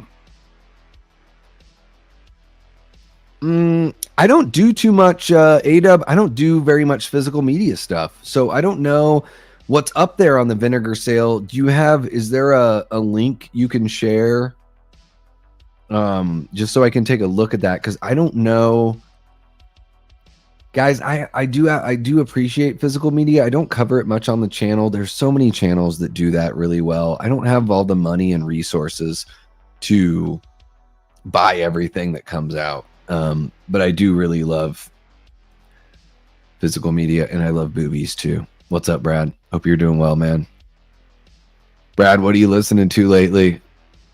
And it's got to be rock and roll. All right, some sort of rock music. I know you love the ICPs and all that. Gaz, Hearsome says, do you watch any streamers like Adam Does Movies, Killjoy, Jacob Wolfman? Oh my God, yeah. No, I've Killjoy Jake and Barry from Wolfman have both been on the channel. Barry, maybe a couple times. I've been on his channel 2 or 3 times. Killjoy Jake's I've had on one. I love Killjoy Jake. I need to bring him back on. He is like, little brother. Like, it feels like we got a good vibe going on. I really love Adam Does Movies. Really love his stuff too. I've never collaborated with him. My buddy Cecil Laird from the Horror Show channel. I'm guys, recently I've been welcomed onto the team over at the Horror Show channel, and Cecil did a stream with Adam. Love Adam's vibe.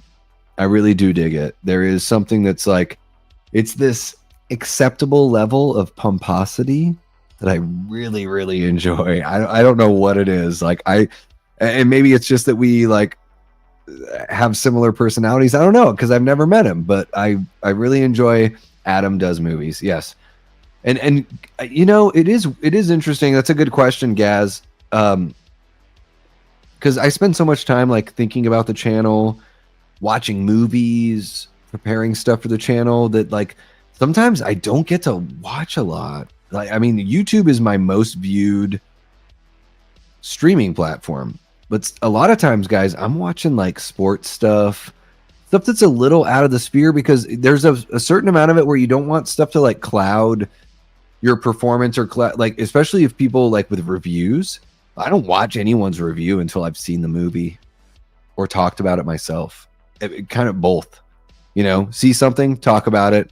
I won't watch someone's, because I don't want to repeat something they've said, having known that I've watched them say it. And I don't want their opinion to cloud my opinion. So yeah, it is interesting when you're like in the creative sphere, you do sort of like protect yourself a little bit, but I love all of those creators. I mean, Gaz, Wolfman and Lee from Drum Dums. I've been watching those guys for like 11 years. Those are the 2 biggest inspirations for making me want to do YouTube way back when. And I should have started way back when. I could have done it, and my fear of failure kept me from it. And here I am. I haven't even been doing this thing for 2 years, but I could have been closer to 10 by now. And that is why I want to be so inclusive and open to sharing people that are creating content, because I put it off just because fear of failure and thinking, oh, people would never watch me. People don't want to hear what my thoughts are. And then the more and more I like thought about it, I was like, you know what? Like I've got like, I don't just have feelings on these movies. Like, I have actual shit to say.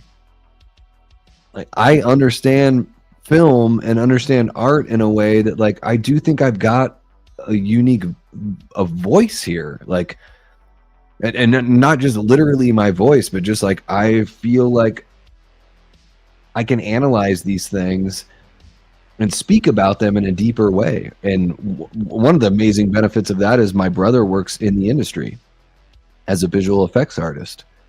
And that makes me like up my game when I'm watching shit. And I treat film as literature. And I'm a huge English nerd, also a big boob nerd. But it's like film is literature. And so I think of it in a very similar fashion. So I do appreciate the question.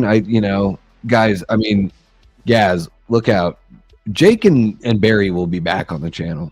I would love to have Adam on the channel. He's wildly successful. I don't know if I could rope him in. It would be amazing if I could. But Jake I would consider Jake and Barry buddies. Those guys I would consider friends for sure. Yeah, trivia is super fun. You can win. How many channels do that, guys? My channel's tiny. We don't even have 1,500 subs, and I'm throwing a $30 gift card. And it doesn't have to just be Amazon. Jamie, she won our very first, trivia night. She got The Blob, Chuck Russell's 1988 The Blob on Steelbook. Was it a 4K Steelbook, Jamie? Let me know in the chat. And then our guy Dean Renner, who's jumped in and out here on the chat, he won a $30 gift card to Amazon, and he's waiting for something really special to come out.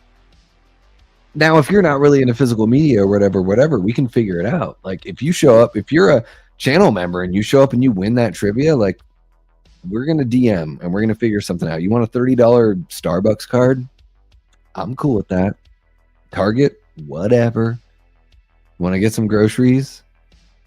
Want to get some baseball cards? Whatever you got, I'm here to help you out with. Yes, we're talking about boobs. Davey, do you like Stephen King movies? And if so, what are your top 5 movies? Stephen King, I would say his best stuff is stuff he does with George Romero. So like Creepshow. What's the other one? He did The Dark Half. I think that's based on a Stephen King book. I like Stephen King movies okay. Like The Monkey, the first third, I thought was really funny. I don't know. I think Stephen King movie, it's pretty hit or miss. You know, it's really difficult with some of these authors for them to find consistency. That's what I'll say. And I only watched the first It movie. I did not watch the second part because honestly, the first one didn't really inspire me too much. Just going to say it. And Welcome to Derry looks good, but I'm not the biggest TV fan. That's for sure. TV, I don't know. It just doesn't really do it for me. Chris says, I feel weird about self-promotion, but if someone else wants to shout me out, I'll take it. But I still never feel like I earned that. Well, and I appreciate that, Chris. I mean, you're a mod here on the channel, so I totally get that you don't want to just show up and be like, hey guys, check out my channel. Usually when you show up, I talk about your channel, and that's the cue to share your channel. And then also, when someone like Dean shows up, it's like, we can share that Dean's got Enter the Cinevault. You know, Dean's got an amazing physical media collection. Dean knows what he's talking about. He's got a great voice, awesome personality. So, you know, we need to, regardless of what we're doing in the community, guys, even if it's just like what you have going on in your personal life, like we got to lift each other up. Like I do feel like that's a really powerful thing, and like we can be there for each other even though we're just interacting digitally. Like we can be there as friends and support system for one another. And Dean says, how dare we both do the same thing and you talk about it on my channel? Exactly. No, I would never. I watched that game on Fans of Something too, and it looked like so much fun. I'm hoping to get to play someday. Jamie, there you go. I don't know. They might be looking for more contestants, so feel free to reach out. I have no idea what they have lined up. I know they want to get Dave McCrae on there, but Dave's really tough to nail down. I can share your credentials, although I don't want to compete against you, Jamie. Can you be on the next episode? Because like I'd like to win if I could, and I don't think I'm gonna win against Mrs. I saw that in the theater. Antonio says, I have not made videos on my YouTube channel in a while, but I have fun videos on there. You want us to check you out on a Friday night? Yes, check me out on a Friday night. There you go. There you are. Chris, you don't even have to share it because it's right there. Yeah. Guys, Chris does great stuff over there. Movie Misfits video is awesome. Love me some Chris Snyder. Brad wants me to bust out the guitar. I don't know about that. I don't know about that. I might be too buzzed for that. Startbench cut Harvey Weinstein, Bill Cosby, Kevin Spacey. I'm not going to do that. I am not. I'll do from Not Another Teen Movie. I will not do that. I would have been pukey and a horrible guest. No, you're fine. You're totally fine. Let me catch up here. What's up, Mike? How are you doing, man? I hope you've been well. Brad says, I've been all over the place with music, joining these karaoke Twitter spaces a lot and singing. So I've been listening to a lot of music that I can sing along to. A lot of Hardy Jelly Roll. I don't know who Hardy is. I have no idea. We got Jason from Backtrack Cinema, one of our great channel members. What's happening, Jason? Hope you're doing well. Great to see you, my man. Guys, if you haven't checked out Backtrack Cinema and you love reviews and just jumping into the nostalgia of the old days, Backtrack Cinema is the way to go. Let's see here. Yeah, Shawnee Smith in that Blob remake from '88. Yeah, really, really good shit. Jason's whole life is movies. I had fun with it too, Chris. It just didn't. How the end. The third act is like that typical Stephen King thing where it's like he doesn't know what to do. What is your favorite episode of South Park? I think I laughed the hardest at the Russell Crowe looking for a fight. Oh, yeah. Fighting round the world. Man, a favorite episode of South Park, it's way too difficult to pick one of those. Guys, I realize I haven't had one of these Sour Punch straws. You know what I like to do with these? Just put the whole thing in my mouth. I failed completely. But there you go. Love me some Sour Punch straws. Very difficult to pick a favorite episode of South Park. The weed episode, Kentucky Fried whatever it is, where Randy's got his giant balls in the wheelbarrow, that's pretty good. Dark Hap. Yeah, and that's based on a Stephen King book, right? Yeah, TV is, I don't know. Like the trailer looks great. Pennywise has that weird Scooby-Doo kind of voice with his laugh. I'm not really sold on that. I don't think Pennywise is very scary. I don't know what it is. Like, out of all the clowns, like, I thought the Tim Curry version was scarier. I think Art's scarier. Clowns in general do scare me. Not so much the ones in horror, and I don't know why. I really don't know why.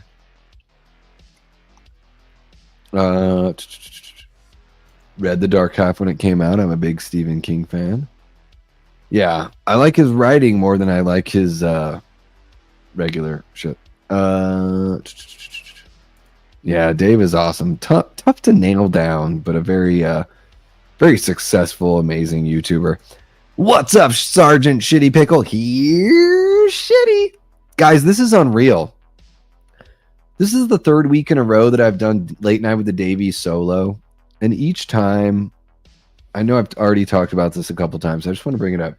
Each time, I'm like, fuck, can I do this? Can I do this again? Can I do this again? We've got 31 people in the house watching, and we're at 2 hours. You guys are unreal. Like, this channel, with 1,400 subs, to be able to float around that 30 viewership mark on a live is absolutely incredible, let alone at 2 hours. You guys are amazing. I watch channels that have way more subs than this, and they don't get this kind of viewership. So I just want to applaud you guys and thank you guys so much for jumping in and hanging out with me. And it really is about interacting with you guys. I love it so much. I think that if somebody asks me, I try to not give advice unless people are asking me for advice when it comes to content creation. It's kind of like one of those taboo or one of those faux pas things. Like, you don't give free advice to somebody, you know, only if they're like, I don't really know what to do. Like, maybe I would give free advice in that instance. But I would say this, like, if you're somebody you've recently started a channel or a podcast, or you're about to, or you're thinking about doing it, involve your audience. Get them into it. You know, I mean, that your passion is going to get people to show up, of course. So you have to be passionate. You have to be knowledgeable. Got to know what you're doing to a certain extent. But get them involved. Involve the audience. People want to feel like they're involved. You guys are right there with me. You know, you've grabbed the oar. We're making our way through the ocean. It's amazing. It's amazing what you guys do. Let's see here. What else do we got? If you have any start bench cut, let me know. Start Morgan Wallen, bench Russell Dickinson, cut Trisha Yearwood. Whoa. I don't even know who Russell Dickinson is. I don't like Morgan Wallen though. It's just like, to me, it's just pop country. But like Zach Bryan, I extra don't get Zach Bryan. Every Zach Bryan song I've ever heard is the same fucking thing. And I'm a musician, so I'm not one of these people that, oh, you just hear something, it's not your preferred genre, and you think it all sounds the same. Like, no, I mean literally, like from a songwriting perspective, Zach Bryan's shit's lazy as fuck. Like, it is so lazy that I just don't understand it, you know? Yeah. Yeah. Clown in a Cornfield's for kids, dude. That's for kids. I didn't even record, like, I couldn't even shoot a review for Clown in a Cornfield. It's so, like, the teenage daughter with the dad, like, it's so run-of-the-mill. It's so cliched. There were a couple fun little twists in there that I thought they did. And actually, the whole, like, explanation scene, the exposition dump at the end was one of the more enjoyable aspects for me. And I thought Kevin Durand was, like, the most interesting performance out of the whole bunch. But Clown in a Cornfield is for teenagers and early 20-somethings. For sure. Crack another brew. I don't think I have one. You could buy me one. Yeah, I grew up with the movie too. He's very long-winded. 43 likes. Hell yeah, Chester. I just wish with Stephen King, like, dude, shut the fuck up about, like, your personal beliefs. Like, I had to, like, block the dude on Twitter because I'm like, this guy is, man, for being able to write stories, like, you're batshit, bro. And maybe that's controversial for me to say that, but fuck, dude, like, you, yeah. When people talk about TDS, like, Stephen King has it like one of the worst cases I've ever seen, for sure. For sure. Clown in a bore field for me. That's great. Stand By Me works better because it's not horror. Well, that just shows how talented he is as a writer, you know? And that just shows that I can be a jerk about his personal political beliefs and still appreciate his writing. Start vacation, bench gym class, and cut school.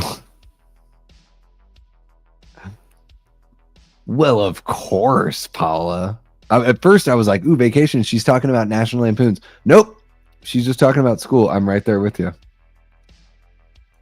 Yeah, I'm right there with you, Dean. I would, I don't know what I would really say. That's why when I put it out there, guys, with my, like, I do those out of theater reactions with the shorts. To me, I think that's like, and again, I want your guys' input. Ultimately, I want to give you guys what you want. But when I see the viewership on the reviews that I've done lately, the viewership's not that great. So even though people are voting for me to do like full reviews of these movies, I'm like, dude, if it's barely cracking 100, why would I ever do that? And I think I do a pretty, I would say, and tell me if I'm wrong, guys, but when I do my out of the theater short reactions to these movies, they're kind of like reviews. And then I think if I've got something more to say about the movie, I could actually shoot a video and put out a video that's just more than like your standard review, you know? But yeah, Clown in a Cornfield, not that great. Yeah, The Green Mile's really good. Really good stuff, yeah. Yeah. Yeah, Antonis, I'm right there. I mean, even if you like the message, like, I see some of the stuff he says and I'm like, dude, like, this is not coming from a well-measured place, you know, regardless of the message. And I don't like, even if I agree with somebody, there's sometimes where it's like, oh man, just like say it in a way that doesn't sound as crazy. And then I feel that way with people that I agree with and people I disagree with, for sure. Master Casalius, you're just gonna have to jump on Twitter and find out for yourself. It's wild shit, man. It's pretty wild. Favorite horror author, Robert Louis Stevenson. Yeah, I mean, we don't really talk about that here. And it's not like it's not even like I don't know. I'm not saying I don't like the beliefs. I just think the way for being somebody that's a successful author, I feel like the way that he articulates himself when it comes to his political beliefs comes off as like really childish and not like somebody that's a best-selling author. You know, I think there's like probably a better way to critique and not seem like it's just from emotion, you know, that it's based on something beyond that. So I think even like when I agree or disagree with people, you hate to see that emotional part be the takeaway. Like I'd rather have the salient point be the takeaway more than the emotion. And unfortunately when Steven spouts off, he seems as emotional and childish as the person that he is critiquing ultimately, which is to me sort of defeats the purpose of trying to make the point. But yeah, because I think the criticism could be fair across all over the place. And Jamie, I love you, and I'm not here to argue about it or anything like that. And I just think there's a good way and a cuckoo way to make your point. That's all. I'm right there with you, man. I'm in the middle. I'm pretty much in the middle. You know? Yeah. When the president does something on almost a daily basis, the three-ring circus and warrants what is often labeled to. Sure. But people would only bring it up for, typically, Aaron, people would only bring it up for one side of politics, that they would like make it a point to bring it up, right? I think that's the difference, especially with what we're seeing now, with everything that's come out within the last few days. I think it's very clear that it only seems like a three-ring circus when it's coming from one side of the spectrum, when it seems like it's kind of a three-ring circus like all over. But we're going to get off that. Favorite horror movie ever? Yeah, I don't think it's Halloween, man. I mean, if you consider Jaws a horror movie, Jaws is my favorite horror movie my favorite movie of all time. So if you consider Jaws a horror movie, I don't personally just consider it a horror movie. I think you could call it horror. And I love Halloween. Like, I think I like Halloween more than I like The Thing, but I think The Thing is a better movie. So, like, favorite horror movie ever?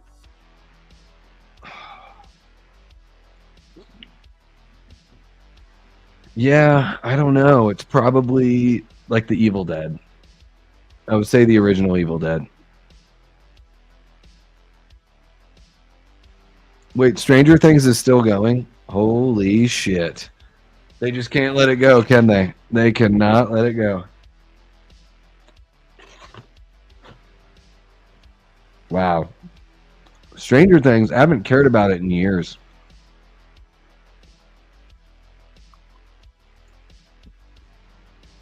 It's my favorite horror franchise. I love that first film. I guess it's a debate. I don't, it's like, there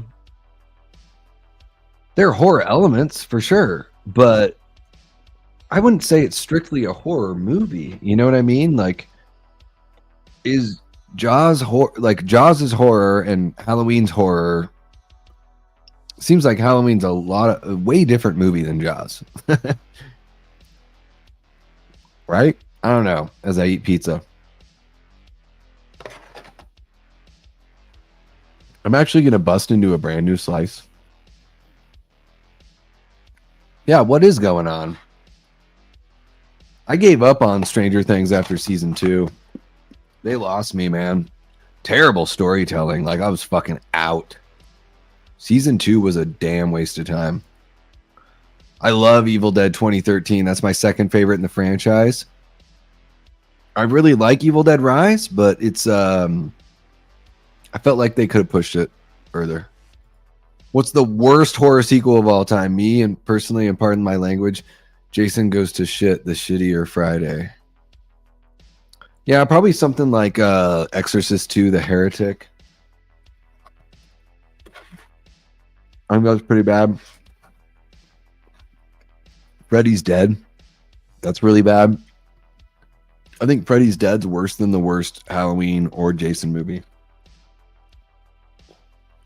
And I think Jason Goes to Hell has some really fun stuff in there. Hate the music. But like worst horror movie sequel? I don't know. Freddy's Dead. Probably Freddy's Dead. That's really bad. Yeah, Rise needed more for sure. Let's see here. Jaws is horror adjacent. Yeah, I think that's fair. Strange Old Things before that series ends. Yes. There you go. Yeah, I don't know if the movie itself is horror, but the thing about Jaws, I always say this, it's my favorite movie of all time because it's got horror elements, it's thrilling, it's dramatic, it's got comedic elements. It has every kind of genre other than porno. Although the book did have that. And so I think it's just such a complete experience. I love Jaws so much. I've been obsessed with it since I was a kid. Davey, are you going to do any Jaws content this year for the 50th anniversary? That's a great question, Chester, because you know what? The 50th episode of Late Night with the Davey is scheduled to be June 25th, right around the time of the 50th anniversary of Jaws. So I was considering doing a watch party or some sort of 50th Jaws celebration, 50th Late Night with the Davey. Again, I've already said it. It's my favorite movie of all time. So I am thinking something like that because I do want to do something special for the 50th anniversary. And I do, guys, this summer I'm planning on doing something really fun. I want to raise some funds for charity. And I'm thinking about doing like this Davey Day where I do like 8 to 10 hours marathon stream. And I bring on a different content creator like every half hour. And what I'm thinking is that we would do like, what are your top movie of each decade of your life? And you've got to pick, each content creator I bring on has to pick one movie from that decade. One. And the fun thing would be us having the conversation about what was close to the cut. Like what almost made it, and then why they picked the one that they picked for each decade. And then I could let everyone know what mine are at the end of the event. And it might be kind of cool. Get like 16 to 20 content creators jumping on here with me. And we would do a stream on the Davey Deathray channel. And then every time we bring in a guest, I would give them a link and they could share it on their channel. And so maybe it would bring a little more traffic here to what we're doing on this channel, but also be able to raise more funds for the charity of our choice. So I'm doing some research on that. That's another big thing that I've got planned here for this summer. And yeah, next Sunday, we're going to talk Evil Dead. So Casalius, you're going to want to tune in and see what we want to see from the Evil Dead franchise and what we thought of the back half of the Evil Dead franchise for sure. Speaking of Stranger Things, what is the better performance by Finn Wolfhard, it or Stranger Things? I would say probably Stranger Things, yeah. Stranger Things 2 was mid, but season 3 and 4 excellent. Yeah, well, they lost me, so I never went back. And you know what? I ain't going back. You fucking lost me, Stranger Things. See ya. Yeah, Jaws is amazing. Anyone ever heard of Scream from 1981? Probably one of the worst horror movies ever made because it's so indie and thrown together. I've heard of it, but I've never seen that one, Dean. Never seen that one. Cruel ZV says, I personally hated the idea of Goes to Hell, but I absolutely hated Purge Anarchy as well. It was so boring. Are those two related? The only good one of the Purge films was Forever and the original. I haven't seen any of those. Thank you for sharing that, Jamie. That was an amazing time. So many people came out for that one. I think we went past like 50 concurrent viewers on that stream, Jamie. People love seeing a little Jamie Hart come on out. If you could be any horror villain, who would you be? I would be Michael Myers. That's for sure. There's behind the footage of Terry, the water skier's death in Jaws 2. Billy Judd dropping in the knowledge on the behind the scenes. For Davey Day, you should watch every August Underground movie and let us see your reactions live. I have no idea what August Underground is. I have no idea. So I wish I could get the joke, but I have no idea. Thoughts on Sopranos and Breaking Bad with the New Zealand 349. I haven't seen either series. I've heard The Sopranos is the best TV show of all time. I've also heard Breaking Bad's the best TV show of all time. I've seen nothing from neither. Gaz, thank you so much for the 349. Which one do you recommend that I check out first between those two? Let me know. Yeah, feel free to shoot me a message there, Nanette, of course. Did Robert Shaw actually get into fights on the sets of Jaws? Well, him and Dreyfuss did not get along very well. I don't think they ever fought, though. Yeah, friggin' Stranger Things season 2. Crazy. 32 people hanging out. Who wants me to go get another drink and who wants me to have another bite of pizza?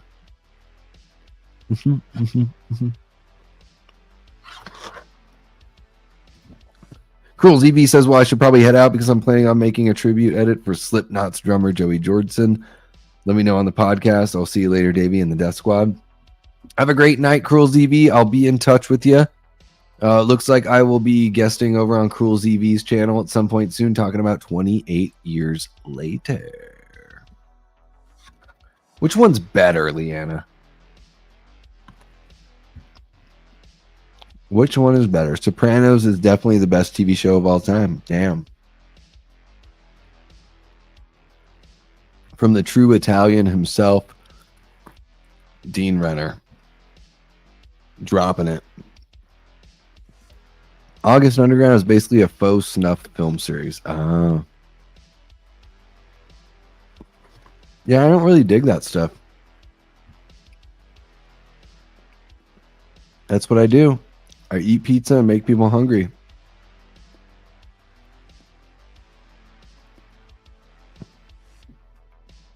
Who's Bob in Jaws 2? Who's Bob? Which one's better, though? What's happening, Paul? This might be your first time kicking it with the Death Squad. Maybe you've been lurking for a while, but you just had to jump in for the August Underground Trilogy, Doc. Welcome on in. You're kicking it with the Death Squad. Hey, if you're not subscribed yet, anyone that's watching, click that subscribe button. Hit the like button if you haven't already. I go live multiple times a week. Even when I have no agenda, I just let you guys push everything along. It's amazing. Breaking Bad's better. Breaking Bad will really pull you in. Breaking Bad is great. All right, there we go. I remember when Fringe was on, but I did not watch that one. Yeah, I did not watch that one. Let's see here. Matt Hooper lives another day. I think he dies in the book. He dies in the book. Annie? Linda? Bob? Annie? Was that you?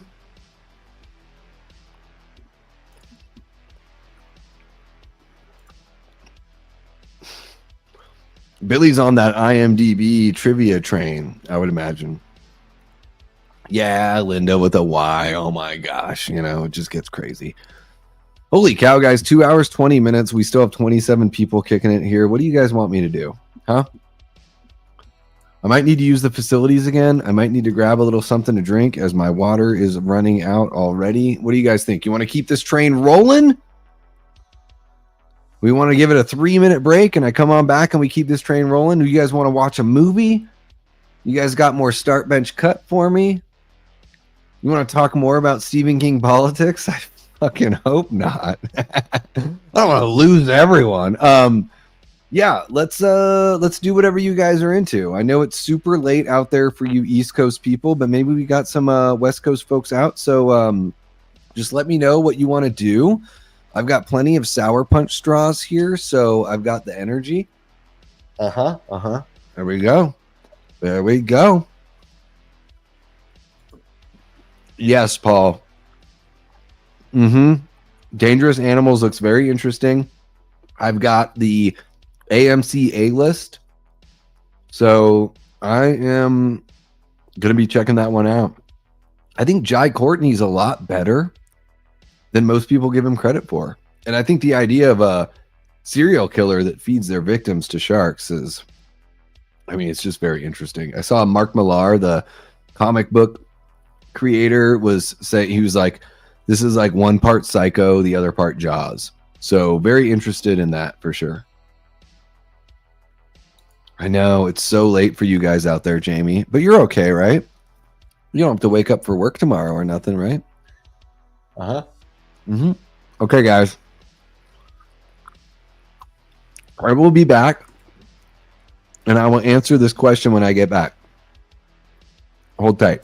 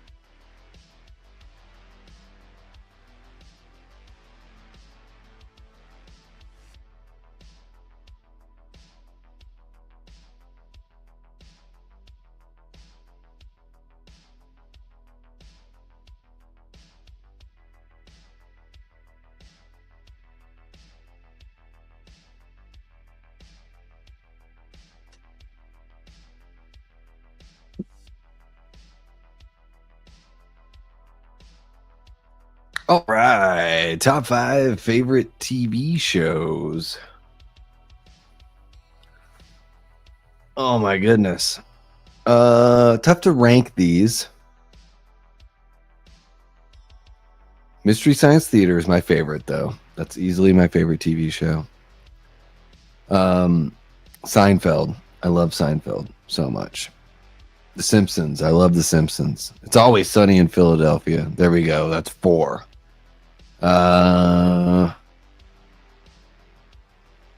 Man, trying to think of a 5th TV show that's my favorite. This is a good one, Annette. It's tough for me to pick that 5th one. Trying to think of one a little more serious, because I know I have like all comedies.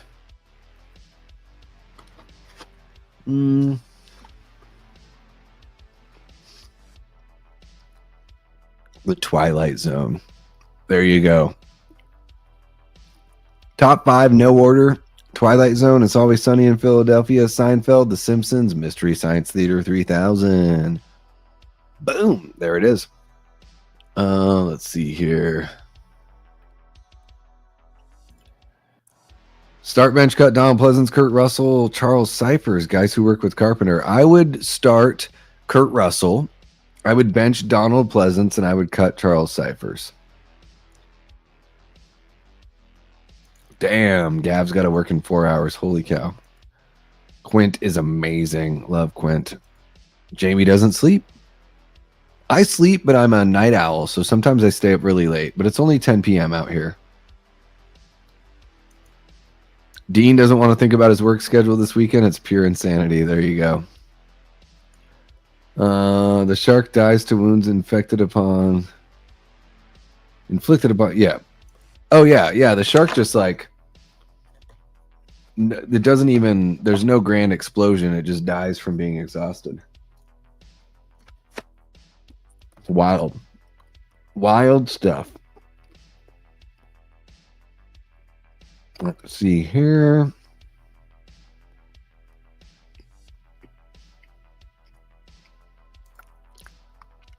Check out True Detective Season 1. You guys want me to watch so much TV, regardless of how much I say I don't really like TV.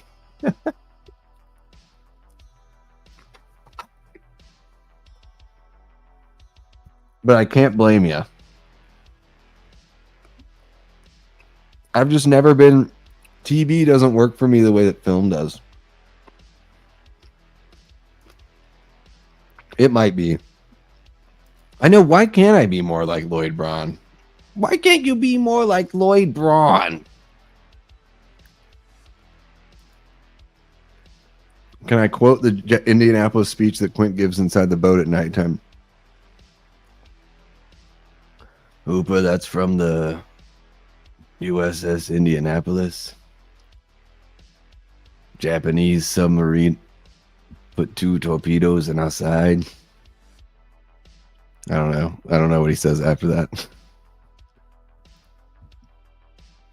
Yes, I did watch the Netflix reboot of Mystery Science Theater. I really enjoyed that.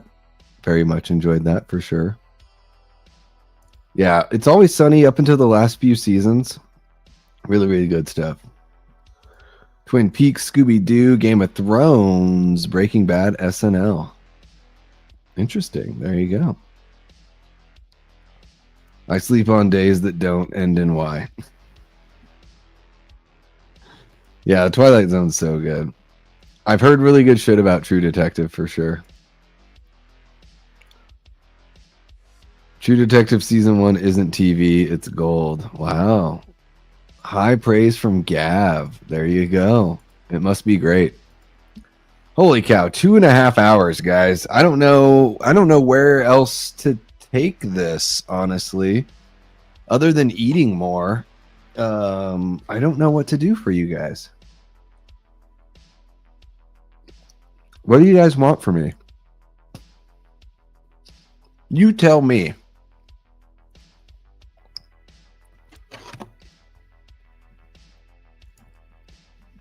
Yeah, and I think Shaw recorded wrote his own version of the speech too.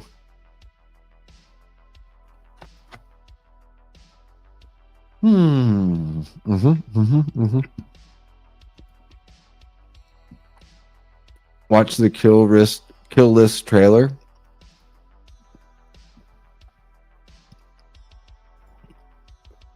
It's so good. I have another slice too. I got them from Basha's, which is a supermarket in my neighborhood. And I have a whole nother slice right there. Look at that. Oh, yeah. Look at how big that fucker is. Damn. Oh, yeah. Gav, you want me to whisper sweet nothings in the mic? Chuba, I got you so good. Oh, that's what I was going to put in the... Here, I'll start a poll. This will be great. Everyone's going to love this.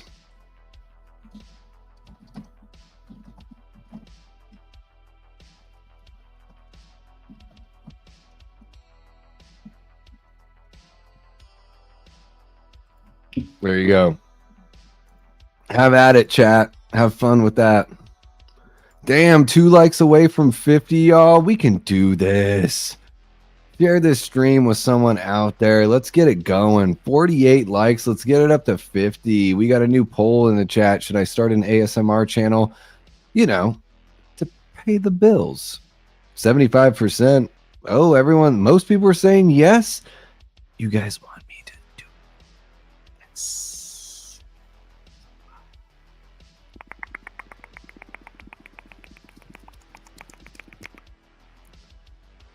I know you're dealing with things, but just calm your mind.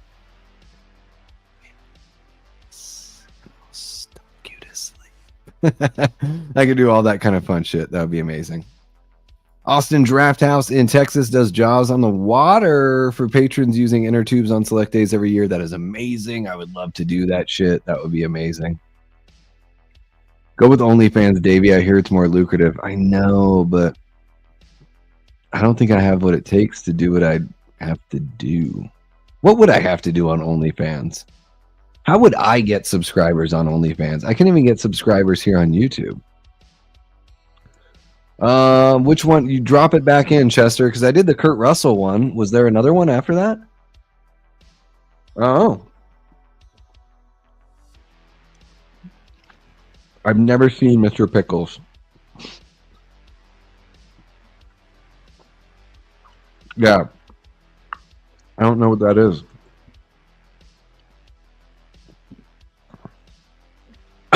Oh, man. Sour Punch straws, sour candy.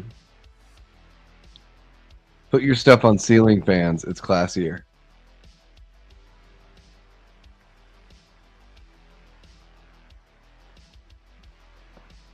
That's like a highbrow OnlyFans. No way. I'd get in trouble because I'd kick someone. That's why I don't go. I don't like haunted houses, guys. People are like, oh, haunted houses are fun. Nope. Not for me, because I don't want to punch somebody.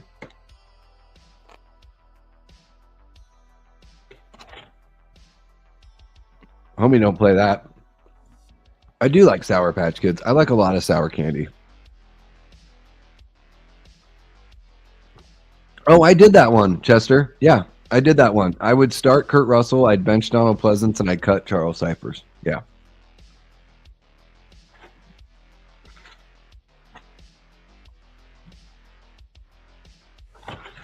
Okay. Enough of the eating. You know, I could work with that.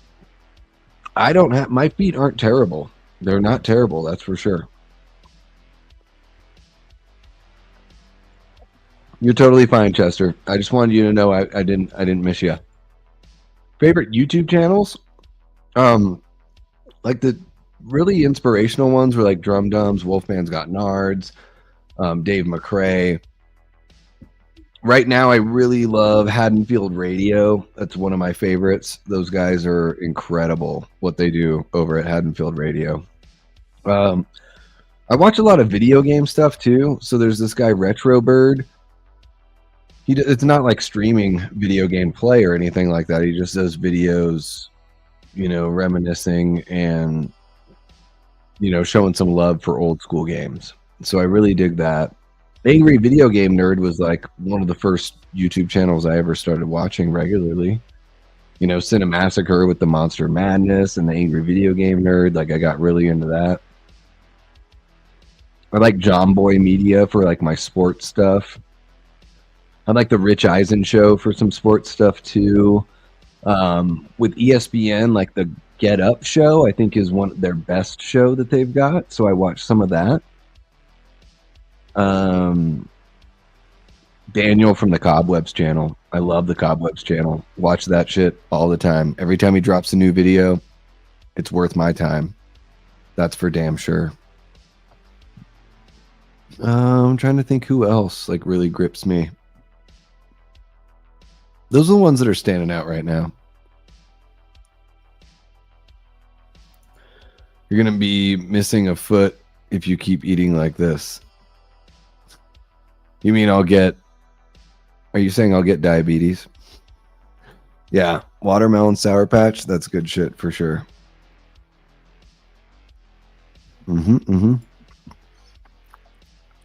It's gotten better, Jamie, because you got rid of the slobs. So he's been coming back around. But yeah, 10 years ago, I love cinema. Anything Cinemassacre did was amazing. Thank you so much for the $2, Paul. Really appreciate you, bud.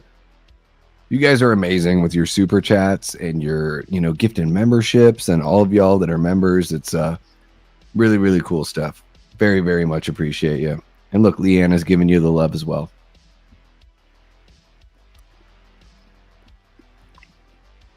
I can't believe there's 25 people in here, and all I'm really doing is responding to your comments. I feel bad, guys. I feel like I should give you a bit more of a direction. I don't know if I'll do that, Ashton. Somebody will have to send me a copy. I ain't buying that shit. I ain't gonna do it. Somebody has to send me it. I don't have time to buy and then play a video game. Unless it's Contra. I can beat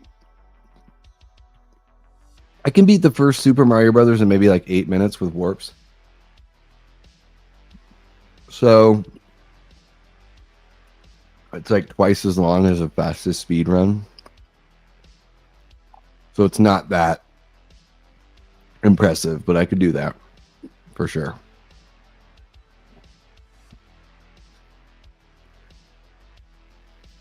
Well, there you go. No need to well fuck, Ashton. Jamie's got a copy. Digital copy? Is Mads actually in it, or does he just voice somebody? Well, warps aren't cheating in speedruns.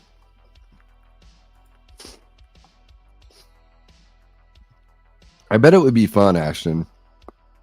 I have no doubt it would be a good time to play Last of Us.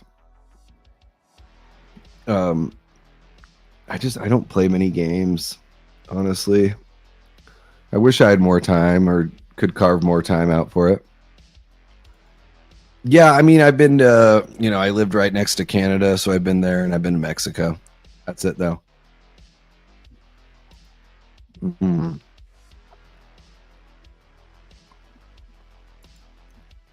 All right. I'll DM you my address. Don't abuse it. No, I'm just...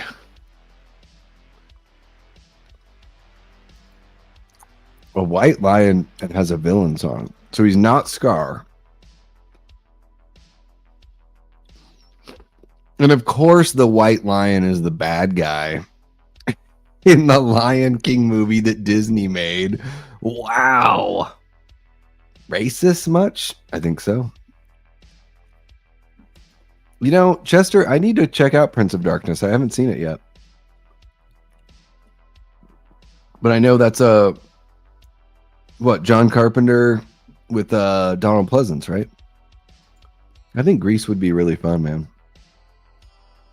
Mediterranean food. Sexy people with olive skin tone. Beautiful noses. That Mediterranean nose, like Egyptian noses, and like that whole area. Oh my gosh, I don't know what it is.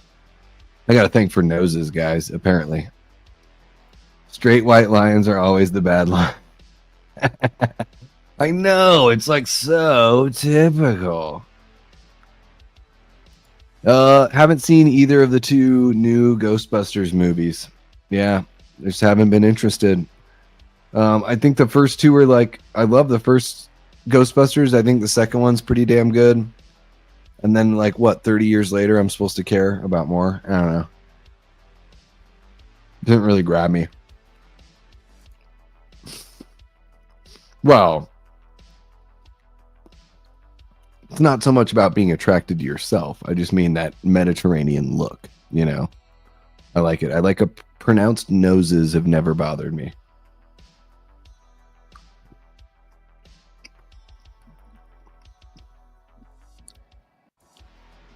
What you got for your snack, Nanette? I can't believe this. 27 people hanging out. You guys are amazing. What's everyone doing? at 1 a.m., past 1 a.m. East Coast on a Wednesday night that you guys are kicking it with lil ol' me. I might have to call it here within the next 5 minutes, guys, just so I can sort of, unwind from the night. But I've had a blast kicking it with y'all. Wish I could hang out more. You a fan of old shark movies, Mako, Jaws of Death, and Tintorea? I've not seen those, Paul. I've heard of Tintorea. That's an Italian film, right? I think I've heard of that one. Kind of like movies that were like Jawsploitation, sort of, on the heels of Jaws. I haven't seen those two, but I do like. Jaws 2, I think, is a really good sequel. I think, Deep Blue Sea is pretty fun for what it is. It's kind of like Aliens meets Jaws in a way. I'm a massive shark fan. I love sharks. But I've not seen all of the, I haven't seen like Cruel Jaws or all the knockoffs or anything like that. Spoiler alert! Just joking. I knew all about that. I'm sure Afterlife is fine. But again, it's just one of those things where it's like, do I need to see these movies? I'm sweating from the sour candy makes me sweat. Isn't that amazing? That's how crazy my DNA is. Master Casalius, I saw Bring Her Back last Thursday. Guys, you can watch. Let me share the link here. So if you guys haven't subscribed already to the Horror Show channel, you should check us out. I'm part of the team over there now. For a while, Cecil, the main guy over at the Horror Show channel, he took me under his wing when I was getting going on YouTube and was super sweet, invited me to some press screenings. I guested over there on the channel a bit, and now I've been doing more regular reviews, and I've actually become a team member over there. So I did a review for Bring Her Back. We watched that last Thursday, so I'm going to drop that in the chat here for you guys. So if you want to click that link, that is the non-spoiler review of Bring Her Back. And as soon as I posted it, it flew right on by. Oh my gosh, that's too funny. Bring Her Back review. I'll put non-spoiler review. Non-spoiler review. And then I'll paste it again. There you go. So that'll let you know how I feel about Bring Her Back. Ultimately I gave it a 3 out of 5, but Casalius, if you want to hear more about why I gave it that score, you can check out that review. What is a movie from the 2020s so far that is actually good to you and flawless? Flawless is such a tough term. There's been so many good movies, though, really. Shit. I love Thanksgiving. I thought When Evil Lurks was amazing. I really enjoyed Evil Dead Rise. Just today I watched Pearl. That's from 2022. Pearl was excellent. I really enjoyed Late Night with the Devil. Long Legs from last year was so damn good. Strange Darling. Oh my God, what a movie. Talk to Me was really, really good. So all those, actually good. I would say those are more than actually good. Flawless, that's a tough one, to say that something's flawless. I don't know. I think everything's got its flaws. It's a tough one for me. I really enjoyed Sinners from earlier this year as well. But like, if you're saying like best movie I've seen in the 2020s so far, I don't know. I really loved When Evil Lurks. That one really stands out to me. Strange Darling really stands out to me as well. I'm trying to think if there's something I'm missing. I don't think so. I'd say those are the two right now, Antonis, that are standing out to me. Yeah, Sinners is really good. Have a great night, Leanna. Thank you so much for kicking it with us. You are absolutely amazing. The Meg, it's just like fun action schlock, can't take it too seriously. Fun enough for what it is, but totally silly. Master Casalia says, thanks, Davey, for doing these live streams. I get so bored, and these really help to pass the time. You're awesome. You're so very welcome. And you're awesome for hanging out with us, Master Casalius. Thank you so much for kicking it with all of us. Very few movies are flawless, even most masterpieces. Yeah, I have a tough time. You know, flawless is so, like, I've got to be so incredibly head over heels. I'm trying to think of the last movie that I think is, like, flawless. I mean, that's a really tough one. And they probably aren't serious movies. Like, something like The Royal Tenenbaums, I would say, is, like, kind of like a... That's my favorite Wes Anderson movie. I'd say that's, like, pretty close to flawless. But it's a totally different kind of movie. You know? Best for me is Halloween Kills, and worst is Ends. I love Ends. Love it so much. Haven't seen Twisters. Didn't like the original enough to watch the Legacy sequel. That whole era of disaster movies, they're just okay, you know? Love you too, Paula. Thank you so much for kicking it with us.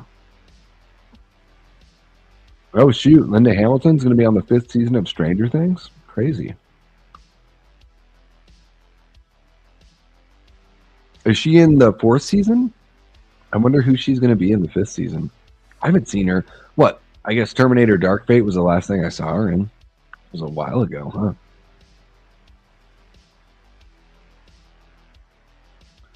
All right, so 20 votes. Should I start an ASMR channel, you know, to pay the bills? And 70% of you guys say yes. That means what? 14 votes. Wow. 14 people out of 20 want me to do that. You know, it could be a thing. And maybe I just don't even show my face. Maybe I just do, like, ethereal background bullshit. Grand Budapest Hotel is flawless from Anderson. I'm actually excited for his new movie. Looks so much better than that horseshit Asteroid City. I missed that one. I didn't see Asteroid City, but yeah, this one looks a lot better. For sure, yeah. Or, I mean, just based on the trailers, because I've seen trailers for both of them. Yeah, this one looks good. And Grand Budapest is really, really good shit. Linda Will Massacre the Upside Down. Hellbender was quite good from the Addams Family. I don't know if I've seen that. I'd like to say Kill Bill 1 and 2 are flawless, but I have a hard time thinking there's such a thing as flawless. Kill Bill comes close. Yeah, I think Volume 1's better than Volume 2, for sure. What's happening, HMPD Josh Perry? Welcome on into the chat, brother. I think this is your first time. You are kicking it with the Death Squad. Everybody make Josh feel welcome. Kill Bill, I really do love the first volume of Kill Bill. Volume 2, I was pretty underwhelmed with the culmination of the story. I thought the build-up was a lot better than how everything ended, for sure. Hell yeah, man. Well, welcome on in. I go live all the time. So Late Night with the Davey, usually it's like 9 or 10 p.m. Eastern every Wednesday night. And a lot of times I have a guest on. We discuss a topic. You know, sometimes I just go solo and I kind of let the audience in the chat sort of guide the conversation. I love interacting with the community and with the chat here. So if you dig horror content or you're a big movie fan and you want to jump in and have your voice be heard and be part of that community and, you know, be part of the conversation, think about hitting that subscribe button and joining us. It is absolutely free to hit the subscribe. We do have membership and all that kind of fun stuff that you can check out if you'd like. But yeah, think about subscribing, hitting that notification so you don't miss any subsequent streams. Usually I go live like, I don't know, what do you guys think? 3 times a week normally, I would imagine. So there you go. Aaron says, Jamie, I actually think a movie we share our love of its flawless is Mulholland Drive. There's absolutely nothing wrong with that film whatsoever. Guys, I've never seen Mulholland Drive. That's a Lynch, though, right? With Naomi Watts, I would imagine. Not about Kill Bill 1 and 2, by the whole thing about a movie begin flawless. I definitely agree with you, Jamie. If you could make a movie, what would it be about? Ooh. Master Casalius, I've got an idea for a story. I'm a huge George Romero zombie fan. My idea for a story is called Dead of Winter. And it takes place in my hometown of Juneau, Alaska, because there's no roads in or out. You have to take a boat or fly to get in or out of the town. So I would do a zombie post-apocalyptic movie. It would take place, maybe a year or two after the event. And my hometown would have been relatively safe, right? But it's also about the grip of the government controlling and rationing food for the public.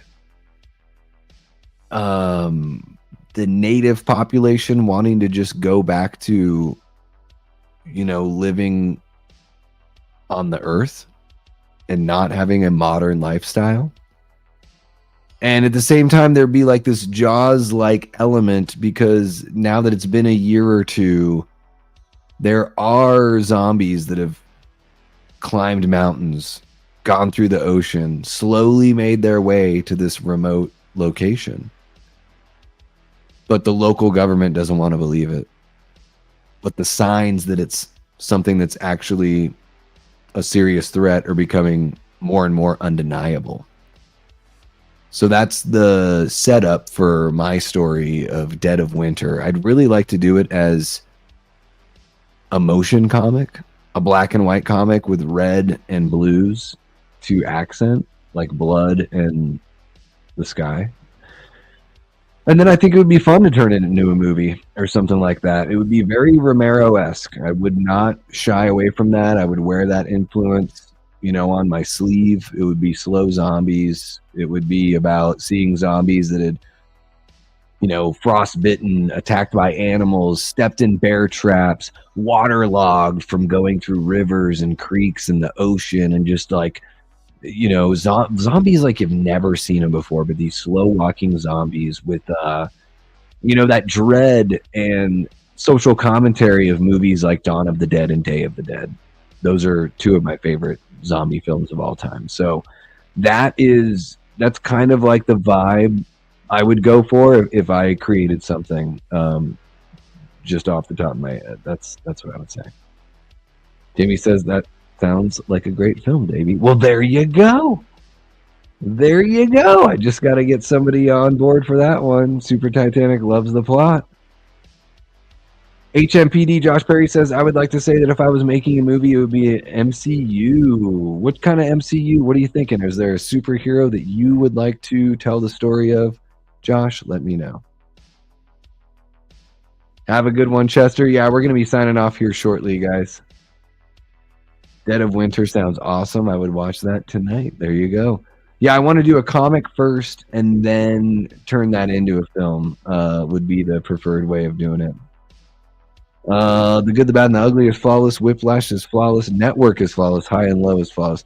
I do think Network is one of the best movies I've ever seen, for sure. Like, that one is absolutely amazing. I would definitely love to see that movie come to life. I'm a big zombie fan, and that's what definitely would be a movie that has never been done. So yeah, I like your movie idea, Davey. Thank you so much. Yeah, I think it would be cool and unique to set it. One of those things about being where I'm from is to be able to set it there in a spot where I have an idea for a trailer, guys, where you would show like a town, just everything's normal in this town. Kids are getting dropped off at school. People are going to get coffee. Everything's fine. The camera zooms out and you see that there's like darkness all around the town.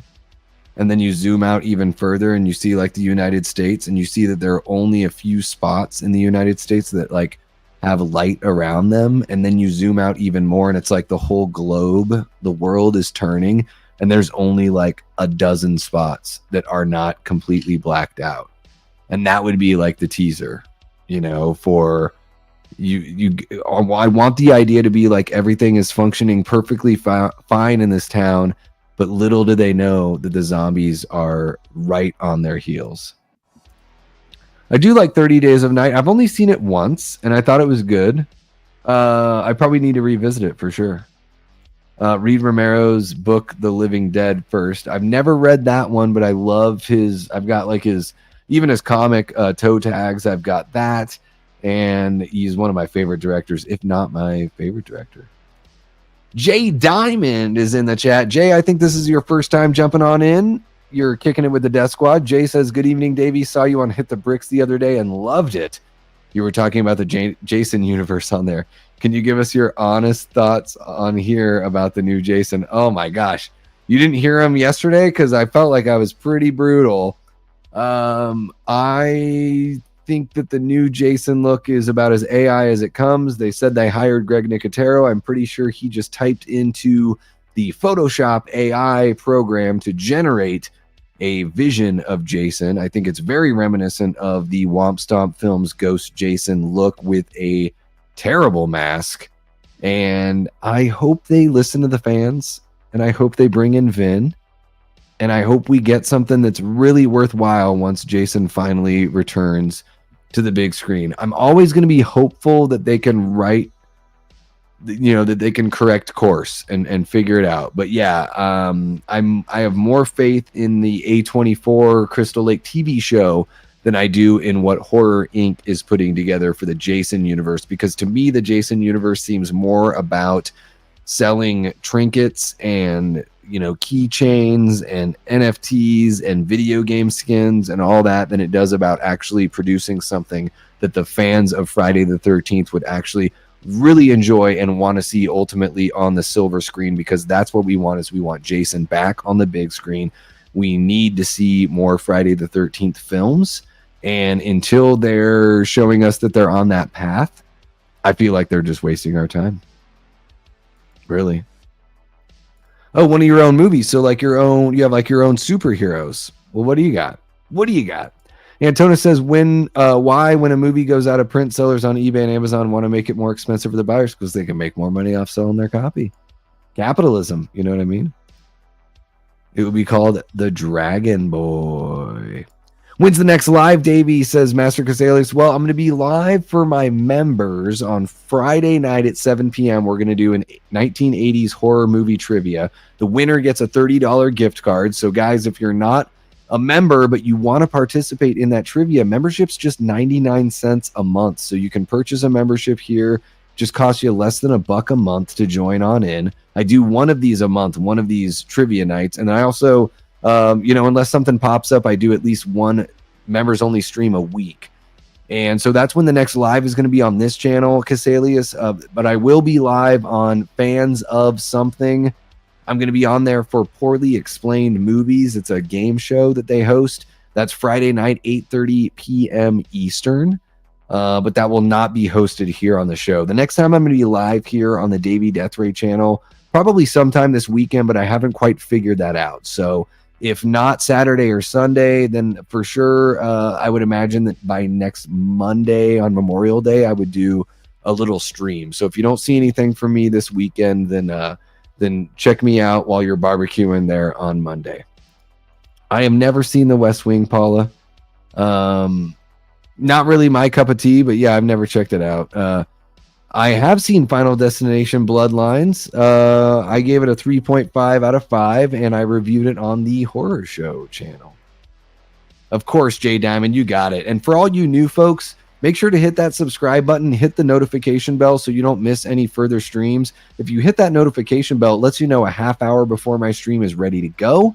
And then once I click that live button, it also lets you know so you don't miss anything, which is really cool. And let's see, are we past 50 likes on the stream? We were at 48. Let's see if we passed 50. Oh, we're still at 48. So it looks like people have been joining the stream and haven't been liking it. You guys got to hit that like button and show us some love here. It's free to do. It certainly helps the channel. Really appreciate you for everything. Yeah, you can become a member for 99 cents, Paula. Do not worry about it one bit if you don't want to do that. So, Casalius, if you're on YouTube on, a computer, there's a button that says join next to the Davey Deathray name. And then if you're on your phone, click the description. There's a link right at the top of the description. So it says join this channel to access perks.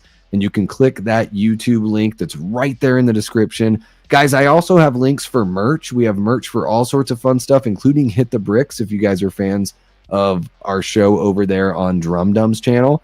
You can buy me a coffee. You can do Patreon. You can reach me on Instagram or reach me on Twitter if you have a channel and want me to appear on your channel or anything like that. That's the best way to reach me. Celebrating my birthday with my husband's family on Monday, a week early, but it's tradition, so I may not be there. No worries, Jamie.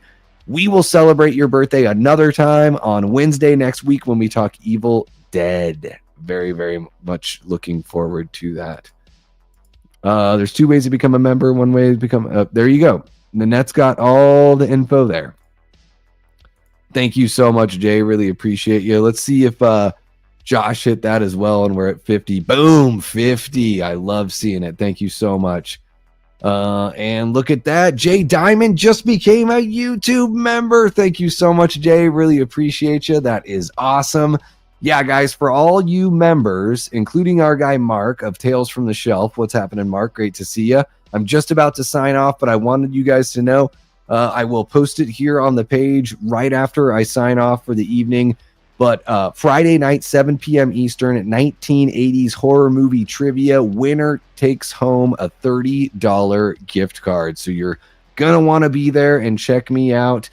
And yeah, guys, I think that's going to wrap it up. 3 hours of a solo late night with the Davey. You guys are absolutely incredible. Thank you so much to everyone who dropped a super chat. Let me just go through those. Space Hunter 83 dropped a $4.99 pounder, showing us that appreciation. Antonis Andriotis dropped a $4.99 and made me pick between my friends Matt Facci, Lee from Drum Dums, and Garrett from Born to Be Rad. Gaz Hearsome dropped a $3.49 New Zealander dollar. Love it. Paul Pietrak dropped a $2 super chat. Jay Diamond became a YouTube member, and holy crap, right now, Master Casalius also became a YouTube member. You guys are amazing. Thank you so much for contributing to the channel, helping to keep the lights on here. Couldn't do it without you guys, especially these sorts of streams. Really couldn't do it without you guys. I jump on here all alone, and you guys make me feel like I've got true friends, and that's how powerful and awesome this community is. We lift each other up. We're there for each other to kick it. I love hanging out with you guys so much.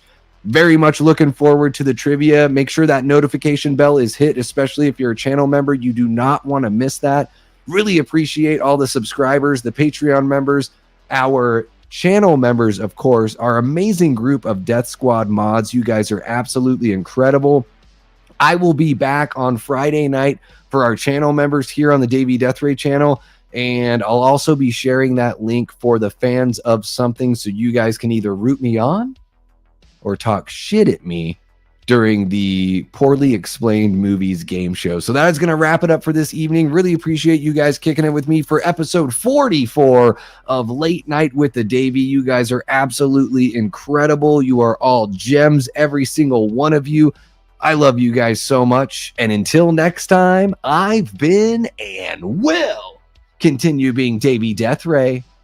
Take care.